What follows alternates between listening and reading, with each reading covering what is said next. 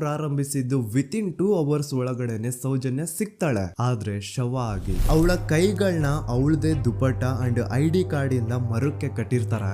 And most brutal part is ಅವಳ ಯೋನಿ, ಅವಳ ಏನಿತ್ತು ಅದ್ರ ಒಳಗಡೆ 6 ಇಂಚ್ ಮಣ್ಣು ತುಂಬಿರ್ತಾರೆ. ಓ ಬಿಡಪ್ಪ, ನಮ್ ಪೊಲೀಸ್ ಅವ್ರಿಗೆ ತಮ್ಮ ಡ್ಯೂಟಿ ಮೇಲೆ ಎಷ್ಟೊಂದು ನಿಷ್ಠೆ ಇದೆ, ಒಂದೇ ದಿನದಲ್ಲಿ ಆರೋಪಿನ ಹಿಡಿದ್ ಬಿಟ್ರಲ್ಲ ಅಂತ ಪೊಲೀಸ್ ಅವ್ರ ಮೇಲೆ ಫುಲ್ ಒಂಥರ ಹೊಗಳ್ತಾ ಇರ್ತಾರೆ.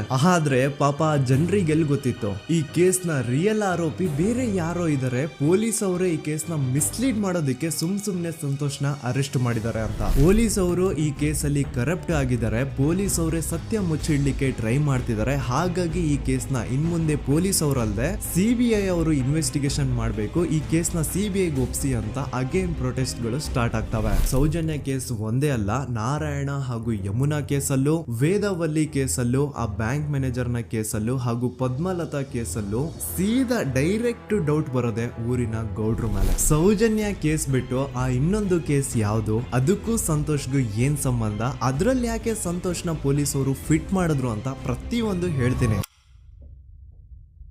ನಾನು ಈ ಚಾನೆಲ್ನ ಸ್ಟಾರ್ಟ್ ಮಾಡಿದಾಗಿಂದ one of the most requested video ಬಂದು ಸೌಜನ್ಯ ಕೇಸ್ ಬಗ್ಗೆ. ಸರಿ, ನಮ್ ದೂತ ಸಭೆಯ ಪ್ರಜೆಗಳು ಇಷ್ಟೊಂದು ಕೇಳ್ತಿದಾರಲ್ಲ, ಈ ಒಂದು ಕೇಸ್ ಬಗ್ಗೆನೂ ವಿಡಿಯೋ ಮಾಡುವ ಅಂತ ಸೌಜನ್ಯ ಕೇಸ್ ಬಗ್ಗೆ ನಾನು ರಿಸರ್ಚ್ ಸ್ಟಾರ್ಟ್ ಮಾಡಿದೆ. ಅಂಡ್ ಟ್ರಸ್ಟ್ ಮೀ, ಎಷ್ಟೊಂದು ಕಾಂಪ್ಲೆಕ್ಸ್ ಈ ಒಂದು ಕೇಸ್ ಇದೆ ಅಂತಂದ್ರೆ ನನ್ನ ತಲೆನೇ ಕೆಟ್ಬಿಡ್ತು. ಬಟ್ ಡೋಂಟ್ ವರಿ, ನಿಮ್ಗಂತೂ ಪ್ರತಿ ಒಂದನ್ನ ತುಂಬಾ ಸಿಂಪಲ್ ಆಗಿ ಅರ್ಥ ಮಾಡಿಸ್ತೇನೆ. ಅನ್ಕೊಳ್ಳಿ, ಒಂದು ಊರು, ಆ ಊರಲ್ಲಿ ಒಂದು ಗೌಡ್ರ ಕುಟುಂಬ ಇದೆ. ಅಂಡ್ ಆ ಗೌಡ್ರ ಕುಟುಂಬ ತುಂಬಾನೇ ಪವರ್ಫುಲ್, ಲೈಕ್ ನಾವು ಮೂವೀಸ್ ಅಲ್ಲಿ ನೋಡ್ತೀವಿ ಹಂಗೆ. ಸೊ ಗೌಡ್ರು ಊರು ಬಂದು ಧರ್ಮಸ್ಥಳ ಅಂತ. ಆ ಒಂದು ಊರಲ್ಲಿ ಇವ್ರಿಗೆ ಸಖತ್ ಕಂಟ್ರೋಲ್ ಇರುತ್ತೆ. ಈವನ್ ಅದೇ ಒಂದು ರೀಜನ್ ಅಲ್ಲಿ ಇರುವಂತಹ ಒಂದು ತುಂಬಾನೇ ಪಾಪ್ಯುಲರ್ ದೇವಸ್ಥಾನನು ಸಹ ಇವರೇ ಕಂಟ್ರೋಲ್ ಮಾಡ್ತಿರ್ತಾರೆ. ಆ ಒಂದು ದೇವಸ್ಥಾನ ಇಂದ ಈ ಗೌಡ್ರ ಕುಟುಂಬಕ್ಕೆ ಎಷ್ಟೊಂದು ದುಡ್ಡು ಬರ್ತಾ ಇರುತ್ತೆ ಅಂತಂದ್ರೆ, ಅದೇ ದುಡ್ಡಲ್ಲಿ ಇವರು ಬೇಜನ್ ಪ್ರೈವೇಟ್ ಪ್ರೈಮರಿ ಅಂಡ್ ಹೈಸ್ಕೂಲ್ಸ್ ನ ಸ್ಥಾಪನೆ ಮಾಡಿರ್ತಾರೆ, ಬೇಜನ್ ಪ್ರೈವೇಟ್ ಮೆಡಿಕಲ್ ಕಾಲೇಜಸ್ ಇರ್ತವೆ, ಅಂಡ್ ಬೇಜನ್ ಪ್ರೈವೇಟ್ ದೊಡ್ಡ ಹಾಸ್ಪಿಟಲ್ಸ್ ಇರ್ತವೆ. ಒಟ್ಟಲ್ಲಿ ಹೇಳ್ಬೇಕು ಅಂತಂದ್ರೆ ದುಡ್ಡಿನ ಸುರಿಮಳೆ ಇವ್ರಿಗೆ. ನೋಡಿ, ನಮ್ಮ ಭಾರತ ದೇಶದಲ್ಲಿ ಒಂದು ಕಾನೂನಿದೆ, ದ ರಿಲಿಜಿಯಸ್ ಎಂಡೋಮೆಂಟ್ ಆಕ್ಟ್ 1863 ಅಂತ.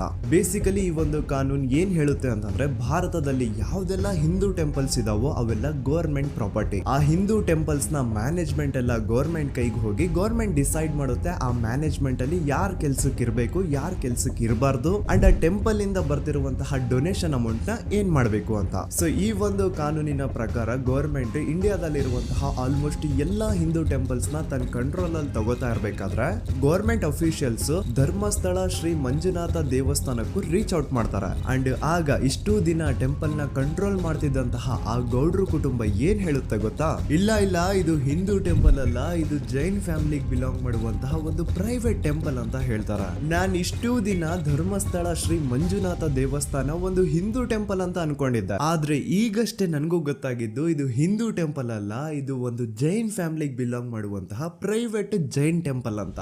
ಸೊ ಹೀಗಾಗಿ ಗವರ್ಮೆಂಟ್ ಅಫಿಷಿಯಲ್ಸ್ ಏನೂ ಮಾಡಕ್ಕಾಗದೆ ಇವತ್ತಿನವರೆಗೂ ಈ ಒಂದು ಧರ್ಮಸ್ಥಳ ಶ್ರೀ ಮಂಜುನಾಥ ದೇವಸ್ಥಾನನ ಒಂದು ಪ್ರೈವೇಟ್ ಟ್ರಸ್ಟ್ ನಡ್ಸ್ಕೊಂಡು ಹೋಗ್ತಿದೆ. ಅಂಡ್ ಆ ಪ್ರೈವೇಟ್ ಟ್ರಸ್ಟ್ ನ ಓನರ್ ಯಾರು, ಅದೇ ಗೌಡ್ರ ಕುಟುಂಬ. ನೋಡಿ, ನಾನು ಈ ವಿಡಿಯೋದಲ್ಲಿ ಯಾರ್ದನ್ನು ರಿಯಲ್ ನೇಮ್ಸ್ ನ ಬಳಸ್ತಿಲ್ಲ. ಪ್ರೀವಿಯಸ್ಲಿ ಬೇರೆ ಯೂಟ್ಯೂಬರ್ಸ್ ತಮ್ಮ ವಿಡಿಯೋಸ್ ಅಲ್ಲಿ ರಿಯಲ್ ನೇಮ್ಸ್ ನ ಬಳಸಿದ್ದಾರೆ ಅನ್ನೋ ಒಂದೇ ಒಂದು ಕಾರಣಕ್ಕೆ ಅವ್ರ ವಿಡಿಯೋಸ್ ನ ಡಿಲೀಟ್ ಮಾಡಿಸಿದ್ದಾರೆ. ಸೊ ಅವ್ರ ಜೊತೆ ಆಗಿದ್ದು ನನ್ ಜೊತೆ ಆಗೋದ್ ಬೇಡ, ಸತ್ಯ ಮುಚ್ಚ ಹೋಗೋದು ನನ್ಗಿಷ್ಟ ಇಲ್ಲ. ಹಾಗಾಗಿ ನಾನಿಲ್ಲಿ ರಿಯಲ್ ನೇಮ್ಸ್ ನ ಬಳಸ್ತಿಲ್ಲ. ಆದ್ರೆ ನಾನು ಯಾರನ್ನ ಪಾಯಿಂಟ್ ಔಟ್ ಮಾಡಿ ಹೇಳ್ತಿದ್ದೀನಿ ಅನ್ನೋದು ಮಾತ್ರ ನಿಮಗೆ ತುಂಬಾ ಕ್ಲಿಯರ್ಲಿ ಅರ್ಥ ಆಗುತ್ತೆ. Don't worry.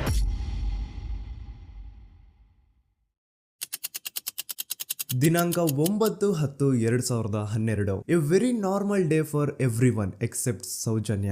ಧರ್ಮಸ್ಥಳ ಹತ್ರ ಇರುವಂತಹ ಪಂಗಳ್ ಅನ್ನೋ ಒಂದು ಸಣ್ಣ ಹಳ್ಳಿಗೆ ಬಿಲಾಂಗ್ ಮಾಡುವಂತಹ ಸೌಜನ್ಯ ತುಂಬಾನೇ ಒಳ್ಳೆ ಹುಡುಗಿ. SDM ಕಾಲೇಜ್ ಆಫ್ ಉಜ್ರಿಯಲ್ಲಿ 2nd PUC ಓದ್ತಿದ್ದಂತಹ ಇವಳು ತುಂಬಾನೇ ಬ್ರೈಟ್ ಸ್ಟೂಡೆಂಟ್ ಕೂಡ. ಸೊ ಒಂದು ದಿನ ಅಂದ್ರೆ 9 ಅಕ್ಟೋಬರ್ 2012 ಬೆಳಿಗ್ಗೆ 7:30-8 ಗಂಟೆ ಹಾಗೆ ಆಸ್ ಯೂಶುವಲ್ ತನ್ನ ಕಾಲೇಜ್ ಹೋಗೋದಕ್ಕೆ ರೆಡಿ ಆಗ್ತಿರ್ತಾಳೆ. ಅವತ್ತು ಮಂಗಳವಾರದ ದಿನ ಅಂಡ್ ಅವತ್ತು ಲೋಕಲ್ ಫೆಸ್ಟಿವಲ್ ಬೇರೆ ಇರುತ್ತೆ, ಹೊಸ ಅಕ್ಕಿ ಅಂತ. ಈ ಒಂದು ಲೋಕಲ್ ಫೆಸ್ಟಿವಲ್ ದಿನ ಮನೆ ಒಳಗಡೆ ಏನೇ ಅಡುಗೆ ಮಾಡಿದ್ರು ಹೊಸ ಅಕ್ಕಿನೇ ಬಳಸಬೇಕು. ಸೊ ಹೊಸ ಅಕ್ಕಿ ತಂದು ಬ್ರೇಕ್ಫಾಸ್ಟ್ ನ ರೆಡಿ ಮಾಡೋಷ್ಟ್ರಲ್ಲಿ ಸೌಜನ್ಯ ಅವ್ರ ತಾಯಿ ತುಂಬಾ ಲೇಟ್ ಮಾಡ್ತಾರೆ. ಸೊ ಕಾಲೇಜ್ಗೆ ಲೇಟ್ ಆಗ್ತಿದೆ ಅಂತ ಈ ಸೌಜನ್ಯ ಟಿಫಿನ್ ಸಹ ಮಾಡದೆ ಹಾಗೆ ಹೋಗ್ತಾಳೆ. ಅವಳ ತಲೆಯಲ್ಲಿ ಏನಿತ್ತು ಅಂತಂದ್ರೆ, ಹೆಂಗೋ ಇವತ್ತು ಲೋಕಲ್ ಫೆಸ್ಟಿವಲ್ ಬೇರೆ ಇದೆ, ಹಾಗಾಗಿ ಮೇ ಬಿ ಕಾಲೇಜು ಬೇಗ ಬಿಡ್ಬೋದು, ಸೊ ಮಧ್ಯಾಹ್ನ ಡೈರೆಕ್ಟ್ ಮನೆಗೆ ಬಂದು ಊಟ ಮಾಡುವ ಬಿಡು ಅಂತ ಅವಳು ಅನ್ಕೊಂಡಿರ್ತಾಳೆ. ಆದ್ರೆ ಕಾಲೇಜ್ ಹೋಗಾದ್ಮೇಲೆ ಗೊತ್ತಾಗುತ್ತೆ ಅವತ್ತು ಅವಳಿಗೆ ಸ್ಪೆಷಲ್ ಕ್ಲಾಸಸ್ ಬೇರೆ ಇದೆ ಅಂತ. ಅಂತ. ಸೌಜನ್ಯ ಬ್ರೇಕ್ಫಾಸ್ಟ್ ಕೂಡ ಮಾಡಿರಲ್ಲ ಅಂಡ್ ಲಂಚ್ ಬಾಕ್ಸ್ ಕೂಡ ತಂದಿರಲ್ಲ. ಹಾಗಾಗಿ ಲಂಚ್ ಟೈಮ್ ಅಲ್ಲಿ ಸೌಜನ್ಯನ ಒಬ್ಳು ಫ್ರೆಂಡ್ ಜಾನ್ವಿ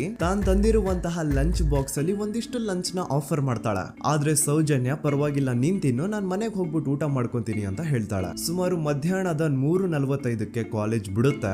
ಸೌಜನ್ಯ ಕಾಲೇಜ್ ಇಂದ ಬಸ್ ಅಲ್ಲಿ ಬಂದು ನೇತ್ರಾವತಿ ಬಸ್ ಸ್ಟಾಪ್ ಹತ್ರ ಇಳ್ಕೋತಾಳೆ. ಅವಳ ಜೊತೆ ಅವಳ ಕ್ಲಾಸ್ ಮೇಟ್ಸ್ ಅಂಡ್ ಫ್ರೆಂಡ್ಸ್ ಎಲ್ಲ ಇರ್ತಾರೆ. ಸೊ ಅವ್ರಿಗೆಲ್ಲ ಬಾಯ್ ಹೇಳ್ಬಿಟ್ಟು ಸೌಜನ್ಯ ತನ್ನ ಮನೆ ಕಡೆಗೆ ಹೊರಡ್ತಾಳೆ. ನೇತ್ರಾವತಿ ಬಸ್ ಸ್ಟಾಪ್ ಇಂದ ಸೌಜನ್ಯ ಮನೆಗೆ 20 ಮಿನಿಟ್ಸ್ ನ ವಾಕ್ ಇರುತ್ತೆ. ಮ್ಯಾಕ್ಸ್ ಟು ಮ್ಯಾಕ್ಸ್ 30 ಮಿನಿಟ್ ಹಿಡಿಬಹುದು. ಸೊ ಸೌಜನ್ಯ ನಡ್ಕೊಂಡು ಮನೆ ಕಡೆಗೆ ಹೋಗ್ತಾ ಇರ್ತಾಳೆ. ಒಂದ್ ಸ್ವಲ್ಪ ದೂರದಲ್ಲಿ ಪ್ರಕೃತಿ ಹಾಸ್ಪಿಟಲ್ ಅಂತ ಒಂದಿರುತ್ತೆ.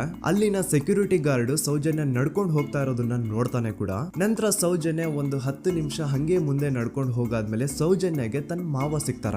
ಅವರು ಸೌಜನ್ಯನ ನೋಡಿ ಮಾತಾಡಿಸ್ತಾರೆ. ಯಾಕಮ್ಮ ಕಾಲೇಜಿಂದ ಇಷ್ಟು ಲೇಟ್ ಬರ್ತಿದೀಯಾ ಅಂತ ಕೇಳ್ತಾರೆ. ಆಗ ಸೌಜನ್ಯ ಇಲ್ಲ ಮಾವ, ಕಾಲೇಜಲ್ಲಿ ಸ್ಪೆಷಲ್ ಕ್ಲಾಸ್ ಇತ್ತು ಹಾಗಾಗಿ ಲೇಟ್ ಆಗ್ಬಿಡ್ತು ಅಂತ ಹೇಳಿ ಒಂದೆರಡು ಮಾತಾಡಿಸಿ ನಂತರ ತನ್ನ ಮನೆ ಕಡೆ ತಾನು ಹೊರಡ್ತಾಳ. ಈಗ ಆ ಒಂದು ಪಾಯಿಂಟ್ ಇಂದ ಸೌಜನ್ಯಗೆ ತನ್ನ ಮನೆ ಹೋಗ್ಲಿಕ್ಕೆ 10 ನಿಮಿಷ ಬೇಕು. ಮ್ಯಾಕ್ಸ್ ಟು ಮ್ಯಾಕ್ಸ್ 20 ಮಿನಿಟ್ ಅನ್ಕೊಳ್ಳಿ. 3:45ಕ್ಕೆ ಕಾಲೇಜ್ ಬಿಟ್ರೆ ಅರೌಂಡ್ 4:30ಗೆ ಮನೇಲಿ ಇರ್ಬೇಕಾಗಿದ್ದು ಹುಡುಗಿ 6:30-7 ಗಂಟೆ ಆಗಿದ್ರು ಮನೆಗೆ ಸೇರಿರಲ್ಲ. ಸೊ ಮನೇಲಿ ಸೌಜನ್ಯ ಅವ್ರ ತಾಯಿಗೆ ಟೆನ್ಷನ್ ಸ್ಟಾರ್ಟ್ ಆಗುತ್ತೆ. ಏನಪ್ಪಾ ಈ ಹುಡುಗಿ ಎಷ್ಟೊತ್ತಾದ್ರೂ ಇನ್ನು ಮನೆಗ್ ಬಂದಿಲ್ವಲ್ಲ ಅಂತ. ಸೊ ಅವ್ರೇನ್ ಮಾಡ್ತಾರೆ, ಸೌಜನ್ಯ ಅವ್ರ ತಂದೆ ಕಾಲ್ ಮಾಡ್ಬಿಟ್ಟು ರೀ ಹಿಂಗೆ 3:30-4 ಗಂಟೆಗೆ ಕಾಲೇಜಿಂದ ಮನೆಗ್ ಬರ್ತಿದ್ದಿದ್ ನಮ್ ಹುಡುಗಿ ಇವತ್ತು 7 ಗಂಟೆ ಆದ್ರೂ ಇನ್ನು ಮನೆಗ್ ಬಂದಿಲ್ಲ, ನೀವು ಸ್ವಲ್ಪ ಬೇಗ ಮನೆಗ್ ಬಂದು ವಿಚಾರಿಸಿ ಅಂತ ಗಾಬ್ರಿಲಿ ಹೇಳ್ತಾರೆ. ಸರಿ ಅಂತ ಸೌಜನ್ಯ ಅವ್ರ ತಂದೆ ಮನೆಗ್ ಬಂದ್ಬಿಟ್ಟು ಸೌಜನ್ಯನ ಫ್ರೆಂಡ್ಸ್ ಕ್ಲಾಸ್ ಮೇಟ್ಸ್ ಯಾರ್ದೆಲ್ಲ ಅವ್ರ ಹತ್ರ ನಂಬರ್ ಇರುತ್ತೋ ಅವ್ರಿಗೆಲ್ಲ ಕಾಲ್ ಮಾಡ್ಬಿಟ್ಟು ಸೌಜನ್ಯ ಬಗ್ಗೆ ಕೇಳ್ತಾರೆ. ನಮ್ ಹುಡುಗಿ ಏನಾದ್ರೂ ನಿಮ್ ಮನೆಗ್ ಬಂದಿದ್ದಾಳ ಅಮ್ಮ ಅಂತ. ಆದ್ರೆ ಸೌಜನ್ಯನ ಫ್ರೆಂಡ್ಸ್ ಅಂಡ್ ಕ್ಲಾಸ್ ಮೇಟ್ಸ್ ಎಲ್ಲ ಇಲ್ಲ ಅಂಕಲ್ ನಮ್ ಮನೆಗಂತೂ ಸೌಜನ್ಯ ಏನು ಬಂದಿಲ್ಲ, ಅವಳು ಬಸ್ ಸ್ಟಾಪ್ ಇಂದ ಸೀದಾ ನಿಮ್ ಮನೆ ಕಡೆಗೇನೆ ಹೊರಟ್ಲಲ್ವಾ, ಯಾಕೆ ಇನ್ನೂ ಬಂದಿಲ್ವಾ ಅಂತ ಕೇಳ್ತಾರ.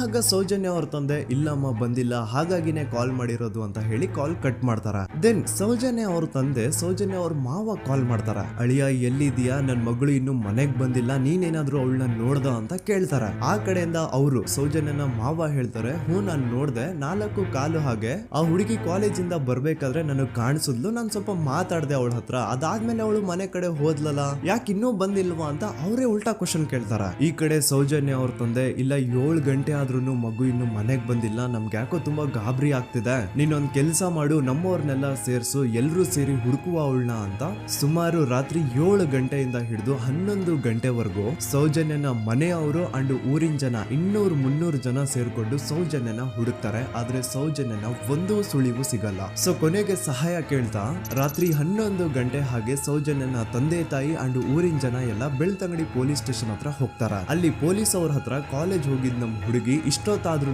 ಇನ್ನು ಮನೆಗ್ ಬಂದಿಲ್ಲ, ಎಷ್ಟು ಹುಡುಕಿದ್ರು ಸಿಗ್ತಾ ಇಲ್ಲ, ಸೊ ಪ್ಲೀಸ್ ಒಂದು ಮಿಸ್ಸಿಂಗ್ ರಿಪೋರ್ಟ್ ನ ಫೈಲ್ ಮಾಡಿ ನಮ್ ಹುಡುಗಿನ ಹುಡುಕೊಡಿ ಅಂತ ಕೇಳ್ಕೊತಾರ. ಆದ್ರೆ ಪೊಲೀಸ್ ಅವರು ಒಪ್ಪಲ್ಲ. ಇಲ್ಲ ಯಾವುದೇ ಪರ್ಸನ್ ಮಿಸ್ಸಿಂಗ್ ಆದ್ರೆ ಆಫ್ಟರ್ 24 ಅವರ್ಸ್ ಆದ್ಮೇಲೆನೆ ರಿಪೋರ್ಟ್ ಫೈಲ್ ಮಾಡಕ್ಕಾಗೋದು. ಸೊ ನೀವ್ ಒಂದ್ ಕೆಲ್ಸ ಮಾಡಿ, ಈಗ ಮನೆಗ್ ಹೋಗಿ ನಾಳೆ ಬೆಳಿಗ್ಗೆವರೆಗೂ ನೋಡಿ, ನಾಳೆ ಬೆಳಿಗ್ಗೆವರೆಗೂ ನಿಮ್ ಮಗಳು ನಿಮ್ ಮನೆಗ್ ಬಂದಿಲ್ಲ ಅಂತಂದ್ರೆ ಆಗ ಬಂದ್ಬಿಟ್ಟು ಮಿಸ್ಸಿಂಗ್ ರಿಪೋರ್ಟ್ ನ ಫೈಲ್ ಮಾಡಿಸಿ ಅಂತ ಹೇಳಿ ಕಳಿಸ್ತಾರ. ಆಗ ಆಲ್ಮೋಸ್ಟ್ ಮಿಡ್ ನೈಟ್ ಆಗಿರೋದ್ರಿಂದ ಅಂಡ್ ಮಳೆ ಬೇರೆ ತುಂಬಾ ಜೋರಾಗಿ ಬರ್ತಾ ಇರುತ್ತೆ. ಸೊ ಈ ಸಿಚುವೇಶನ್ ಅಲ್ಲಿ ಸೌಜನ್ಯನ ಹುಡುಕ್ಲಿಕ್ಕೆ ಆಗಲ್ಲ. ನಾಳೆ ಬೆಳಿಗ್ಗೆ ಸೇರ್ಕೊಂಡು ಅಗೇನ್ ಎಲ್ರು ಸೌಜನ್ಯನ ಹುಡುಕುವ ಅಂತ ಸೌಜನ್ಯನ ಮನೆಯವರು ಅಂಡ್ ಊರಿನ ಜನ ಎಲ್ರು ತಮ್ಮ ಮನೆಗೆ ಹೋಗ್ಬಿಡ್ತಾರ.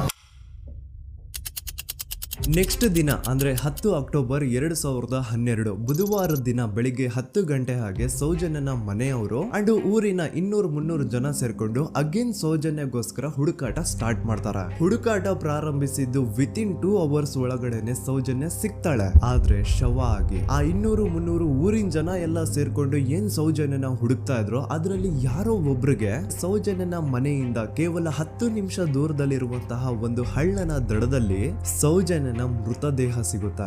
ಈಗ ಸತ್ತಿರುವಂತಹ ಸೌಜನ್ಯನ ಡೆಡ್ ಬಾಡಿ ಯಾವ ಒಂದು ಕಂಡೀಷನ್ ಅಲ್ಲಿ ಇತ್ತು ಅಂತ ಹೇಳ್ತೀನಿ, ಸ್ವಲ್ಪ ಗಮನ ಇಟ್ಟು ಕೇಳಿಸ್ಕೊಳ್ಳಿ. ಅವಳ ಕೈಗಳನ್ನ ಅವಳದೇ ದುಪಟ್ಟ ಅಂಡ್ ID ಕಾರ್ಡ್ ಇಂದ ಮರಕ್ಕೆ ಕಟ್ಟಿರ್ತಾರ.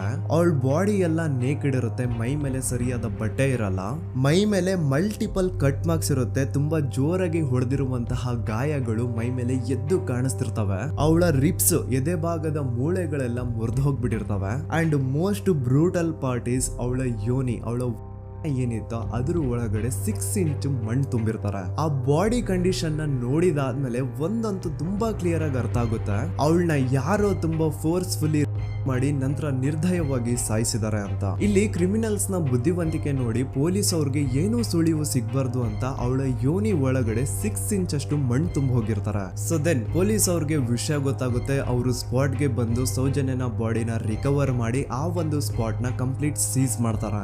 ಒಬ್ಳು ಸಾಮಾನ್ಯ ಮಿಡಲ್ ಕ್ಲಾಸ್ ಹುಡುಗಿ, ಒಬ್ಳು ವೆರಿ ಬ್ರೈಟ್ ಸ್ಟೂಡೆಂಟ್ ನ ಈ ಮಟ್ಟಿಗೆ ಇಷ್ಟು ನಿರ್ದಯವಾಗಿ ಸಾಯಿಸಿರೋದು ಯಾರು? ಇನ್ ಕೇಸ್ ಏನಾದ್ರೂ ಈ ಕ್ರೈಮ್ ಮಾಡಿದವನು ಸಿಕ್ಕಿ ಬಿದ್ರೆ ಅವನ್ನ ಸುಮ್ನೆ ಬಿಡಬಾರ್ದು ಅಂತ ಜನ ಆಕ್ರೋಶ ವ್ಯಕ್ತಪಡಿಸ್ತಾರೆ. ಅಂಡ್ ಗೆಸ್ ವಾಟ್, ನಮ್ ಪೊಲೀಸ್ ಅವರು ಇಷ್ಟೊಂದು ಫಾಸ್ಟ್ ಆಗಿ ಇನ್ವೆಸ್ಟಿಗೇಷನ್ ಕಂಪ್ಲೀಟ್ ಮಾಡ್ತಾರೆ ಅಂತ ನಾನಂತೂ ಎಕ್ಸ್ಪೆಕ್ಟ್ ಮಾಡಿರ್ಲಿಲ್ಲ. ಅಂಡ್ ಈವನ್ ಈ ಒಂದು ವಿಷಯದಿಂದ ಊರಿನ ಜನನು ಶಾಕ್ ಆಗ್ತಾರೆ. ಸೌಜನ್ಯ ಬಾಡಿ ಸಿಕ್ಕಿದ್ದ ನೆಕ್ಸ್ಟ್ ದಿನ ಅಂದ್ರೆ 11 ಅಕ್ಟೋಬರ್ 2012 ಸಂಜೆ 5 ಗಂಟೆ ಹಾಗೆ ಯಾರು ಸೌಜನ್ಯನ ಪಂಡು ಮರ್ಡರ್ ಮಾಡಿದ್ನೋ ಆ ಕ್ರಿಮಿನಲ್ ಕೂಡ ಸಿಕ್ಕಿ ಬೀಳ್ತಾನೆ. ಈಗ ನೀವು ಥಿಂಕ್ ಮಾಡ್ಬೋದು, ಸೌಜನ್ಯನ ಯಾರು ಮರ್ಡರ್ ಮಾಡಿದ್ರು ಅಂಡ್ ಯಾರ ಕ್ರೈಮ್ ನ ಮಾಡಿದ್ರು ಅವನು ನೆಕ್ಸ್ಟ್ ದಿನಾನೇ ಸಿಕ್ಕಿ ಬಿದ್ದ. ಹಾಗಿದ್ರೆ ಈ ಕೇಸ್ ಯಾವಾಗ್ಲೂ ಕ್ಲೋಸ್ ಆಗ್ಬಿಡ್ಬೇಕಿತ್ತು. ಆದ್ರೂ ಸ್ಟಿಲ್ ಇವತ್ತಿನ ದಿನವರೆಗೂ ಯಾಕೆ ಈ ಕೇಸ್ ಪದೇ ಪದೇ ನ್ಯೂಸ್ ಅಲ್ಲಿ ಬರುತ್ತೆ ಅಂದ್ರೆ, ನಮ್ ದೂತ ಸಭೆಯ ಪ್ರಜೆಗಳೇ ರೆಡಿ ಆಗಿ, ಆರೋಪಿ ಸಿಕ್ಕಾದ್ಮೇಲೆ ಈ ಕೇಸು ಕ್ಲೋಸ್ ಆಗಿಲ್ಲ. ಆಕ್ಚುಲಿ ಈ ಕೇಸು ಓಪನ್ ಆಗಿದ್ದೆ ಈಗ. ನೋಡಿ, ಸೌಜನ್ಯನ ಬಾಡಿ ಸಿಕ್ಕಿದ್ದು ನೆಕ್ಸ್ಟ್ ದಿನ ಅಂದ್ರೆ 11 ಅಕ್ಟೋಬರ್ 2012. PSI ಯೋಗೇಶ್ ಅವರು ಯಾರನ್ನ ಈ ಕೇಸಲ್ಲಿ ಅರೆಸ್ಟ್ ಮಾಡಿದ್ರು ಅಂದ್ರೆ ಆತನ ಹೆಸರು ಬಂದು ಸಂತೋಷ್ ರಾವ್. 28-29 ವಯಸ್ಸಿರುವಂತಹ Santosh Rao first of all ಧರ್ಮಸ್ಥಳದವನು ಅಲ್ವೇ ಅಲ್ಲ, ಅವನು ಶೃಂಗೇರಿ. ಅವನು ಸಂತೋಷ್ ರಾವ್ ನ ತಂದೆ ಸ್ಕೂಲ್ ಟೀಚರು ಅಂಡ್ ತಾಯಿ ಹೌಸ್ ವೈಫ್. ಸಂತೋಷ್ ಮೊದ್ಲಿಂದನೂ ಒಂದ್ ಸ್ವಲ್ಪ ಮೆಂಟಲಿ ಇಲ್ಲಿರೋದ್ರಿಂದ ಅವನಿಗೆ ವಿದ್ಯೆ ಬರಹ ಅನ್ನೋದು ತಲೆಗೆ ಹೋಗಿರಲ್ಲ. ಹಾಗಾಗಿ ಅವನು ಶೃಂಗೇರಿಯಲ್ಲಿ ಒಂದು ಹೋಟೆಲ್ ಅಲ್ಲಿ ಕೆಲಸ ಮಾಡ್ತಿರ್ತಾನೆ. ಮೆಂಟಲಿ ಅನ್ಸ್ಟೇಬಲ್ ಇದ್ರೂ ಸಹ ಈತನಿಗೆ ದೇವ್ರ ಮೇಲೆ ಬಹಳ ನಂಬಿಕೆ ಇರುತ್ತೆ. ಹಾಗಾಗಿ ತಿಂಗಳಿಗೆ ಒಮ್ಮೆ ಆದ್ರೂ, ಅಟ್ಲೀಸ್ಟ್ 2 ತಿಂಗಳಿಗೆ ಒಮ್ಮೆ ಆದ್ರೂ ಈತ ಯಾವ್ದಾದ್ರು ಒಂದು ಪುಣ್ಯಕ್ಷೇತ್ರಕ್ಕೆ ವಿಸಿಟ್ ಮಾಡಿ ಬರ್ತಿರ್ತಾನೆ. ಹಾಗೇನೆ ಈ ಸತಿನೂ ಸಹ ಈತ ಧರ್ಮಸ್ಥಳಕ್ಕೆ ಬಂದಿರ್ತಾನೆ. ಇವನು ಧರ್ಮಸ್ಥಳಕ್ಕೆ ಬಂದಿದ್ದು ದಿನಾಂಕ 9 ಅಕ್ಟೋಬರ್ 2012. ಈ ದಿನಾಂಕನ ಸ್ವಲ್ಪ ನೋಟ್ ಮಾಡಿ ಇಟ್ಕೊಳ್ಳಿ, ಯಾಕಂತಂದ್ರೆ ಮುಂದೆ ಈ ಕೇಸಲ್ಲಿ ಇದೇ ಮೇಜರ್ ಟರ್ನಿಂಗ್ ಪಾಯಿಂಟ್. ಸೊ ಸೌಜನ್ಯನ ಡೆತ್ ಆಗಿಂತ ಒಂದು ದಿನ ಹಿಂದೆ ಧರ್ಮಸ್ಥಳಕ್ಕೆ ಬಂದಿರುವಂತಹ ಸಂತೋಷ್ ರಾವ್ಗೆ ಎಲ್ಲೂ ಉಳ್ಕೊಳ್ಳಿಕ್ಕೆ ಹೋಟೆಲ್ ಅಲ್ಲಿ ಅಥವಾ ಲಾಡ್ಜ್ ಅಲ್ಲಿ ರೂಮ್ ಸಿಗಲ್ಲ. ರೀಸನ್ ಇಷ್ಟೇ, ಸಂತೋಷ್ ರಾವ್ ನೋಡ್ಲಿಕ್ಕೆ ಸ್ವಲ್ಪ ಮೆಂಟಲಿ ಅನ್ಸ್ಟೇಬಲ್ ಪರ್ಸನ್ ತರ ಇರ್ತಾನೆ. ಅವನ ಅವತಾರ, ಅವನ ವೇಷಭೂಷಣ ಅಷ್ಟು ಸರಿ ಇರಲ್ಲ. ಹಾಗಾಗಿ ಇವನ್ಗೆ ಯಾವುದೇ ಒಂದು ಹೋಟೆಲ್ ಅಲ್ಲಿ ಅಥವಾ ಲಾಡ್ಜ್ ಅಲ್ಲಿ ಎಲ್ಲಿನೂ ರೂಮ್ ಸಿಗಲ್ಲ. ಸೊ ಉಳ್ಕೊಳ್ಳೋಕೆ ಜಾಗ ಸಿಗದೆ ಇವನೇನ್ ಮಾಡ್ತಾನೆ, ಅಲ್ಲೇ ಹತ್ರದಲ್ಲಿರುವಂತಹ ಬಾಹುಬಲಿ ಬೆಟ್ಟಕ್ಕೆ ಹೋಗಿ ಅಲ್ಲಿರುವಂತಹ ಬಾಹುಬಲಿ ಸ್ಟ್ಯಾಚು ಹತ್ರನೇ ಆಶ್ರಯ ತಗೊಳ್ತಾನೆ. ಅಂಡ್ 1-2 ದಿನ ಅವನು ಅಲ್ಲೇ ಉಳ್ಕೋತಾನೆ ಕೂಡ. ಡೇ ಟೈಮ್ ಅಲ್ಲಿ ಧರ್ಮಸ್ಥಳಕ್ಕೆ ಬಂದು ಧರ್ಮಸ್ಥಳ ಶ್ರೀ ಮಂಜುನಾಥ ದೇವಸ್ಥಾನದಲ್ಲಿ ಇದ್ದು ಅಲ್ಲೇ ಪ್ರಸಾದ ಊಟ ಎಲ್ಲ ಮಾಡಿ ನಂತರ ನೈಟ್ ಆಗ್ತಿದ್ದಂಗೆ ಬಾಹುಬಲಿ ಬೆಟ್ಟಕ್ಕೆ ಹೋಗಿ ಆ ಸ್ಟ್ಯಾಚು ಹತ್ರನೇ ಮಲ್ಕೊಳ್ತಿರ್ತಾನೆ. ಸೊ ಒಂದು ದಿನ ಅಂದ್ರೆ 11 ಅಕ್ಟೋಬರ್ 2012 ಸಂಜೆ 5 ಗಂಟೆ ಹಾಗೆ ಈ ಸಂತೋಷ್ ರಾವ್ ತನ್ನ ಪಾಡಿಗೆ ತಾನು ಆ ಬೆಟ್ಟದ ಮೇಲೆ ಕೂತ್ಕೊಂಡು ಸೀನರೀಸ್ ನ ಎಂಜಾಯ್ ಮಾಡ್ತಾ ಇರಬೇಕಾದ್ರೆ ಯಾರೋ ಅದೇ ಊರಿನ 5 ಜನ ಕಿಡಿಗೇಡಿಗಳು ಬಂದು ಇವನ ಹತ್ರ ಜಗಳ ತೆಗಿತಾರ. ಈ 5 ಜನ ಯಾರು ಅಂತ ನಂತರ ಹೇಳ್ತೇನೆ. ಸೊ ಈ 5 ಜನ ಕಿಡಿಗೇಡಿಗಳು ಸಂತೋಷ್ ರಾವ್ ಹತ್ರ ಜಗಳ ತೆಗೆದು ಅವನ್ನ ಅವಾಚ್ಯ ಶಬ್ದಗಳಿಂದ ಬೈದು ಅವನ್ನ ಹೊಡೆದು, ಅಷ್ಟೇ ಸಾಲದೆ ಆ 5 ಜನ ಸಂತೋಷ್ ರಾವ್ನ ಪೊಲೀಸ್ ಸ್ಟೇಷನ್ಗೆ ಎಳ್ಕೊಂಡ್ ಬಂದು ಇವನು ನಾವು ಬಾಹುಬಲಿ ಬೆಟ್ಟಕ್ಕೆ ಅಂತ ಹೋಗಿದ್ರೆ ಅಲ್ಲಿ ನಮ್ಮ ಮೇಲೆ ಅಟ್ಯಾಕ್ ಮಾಡ್ದ, ಇವ್ನು ನೋಡ್ಲಿಕ್ಕೂ ಸಹ ಒಳ್ಳೆ ಸೈಕೋ ಕಿಲ್ಲರ್ ಇದ್ದಂಗಿದಾನೆ, ನಮ್ಗೆ ಯಾಕೋ ನಿನ್ನೆ ನಮ್ಮ ಊರಲ್ಲಿ ನಡೆದಿರುವಂತಹ ಘಟನೆ ಆ ಸೌಜನ್ಯನ ಮರ್ಡರ್ ಇವನೇ ಮಾಡಿದಾನೆ ಅಂತ ಡೌಟ್ ಬರ್ತಿದೆ ಅಂತ ಆ 5 ಜನ ಕಿಡಿಗೇಡಿಗಳು ಸಂತೋಷ್ ರಾವ್ನ ಪೊಲೀಸ್ ಅವ್ರ ಹತ್ರ ಹಾಕೊಡ್ತಾರ.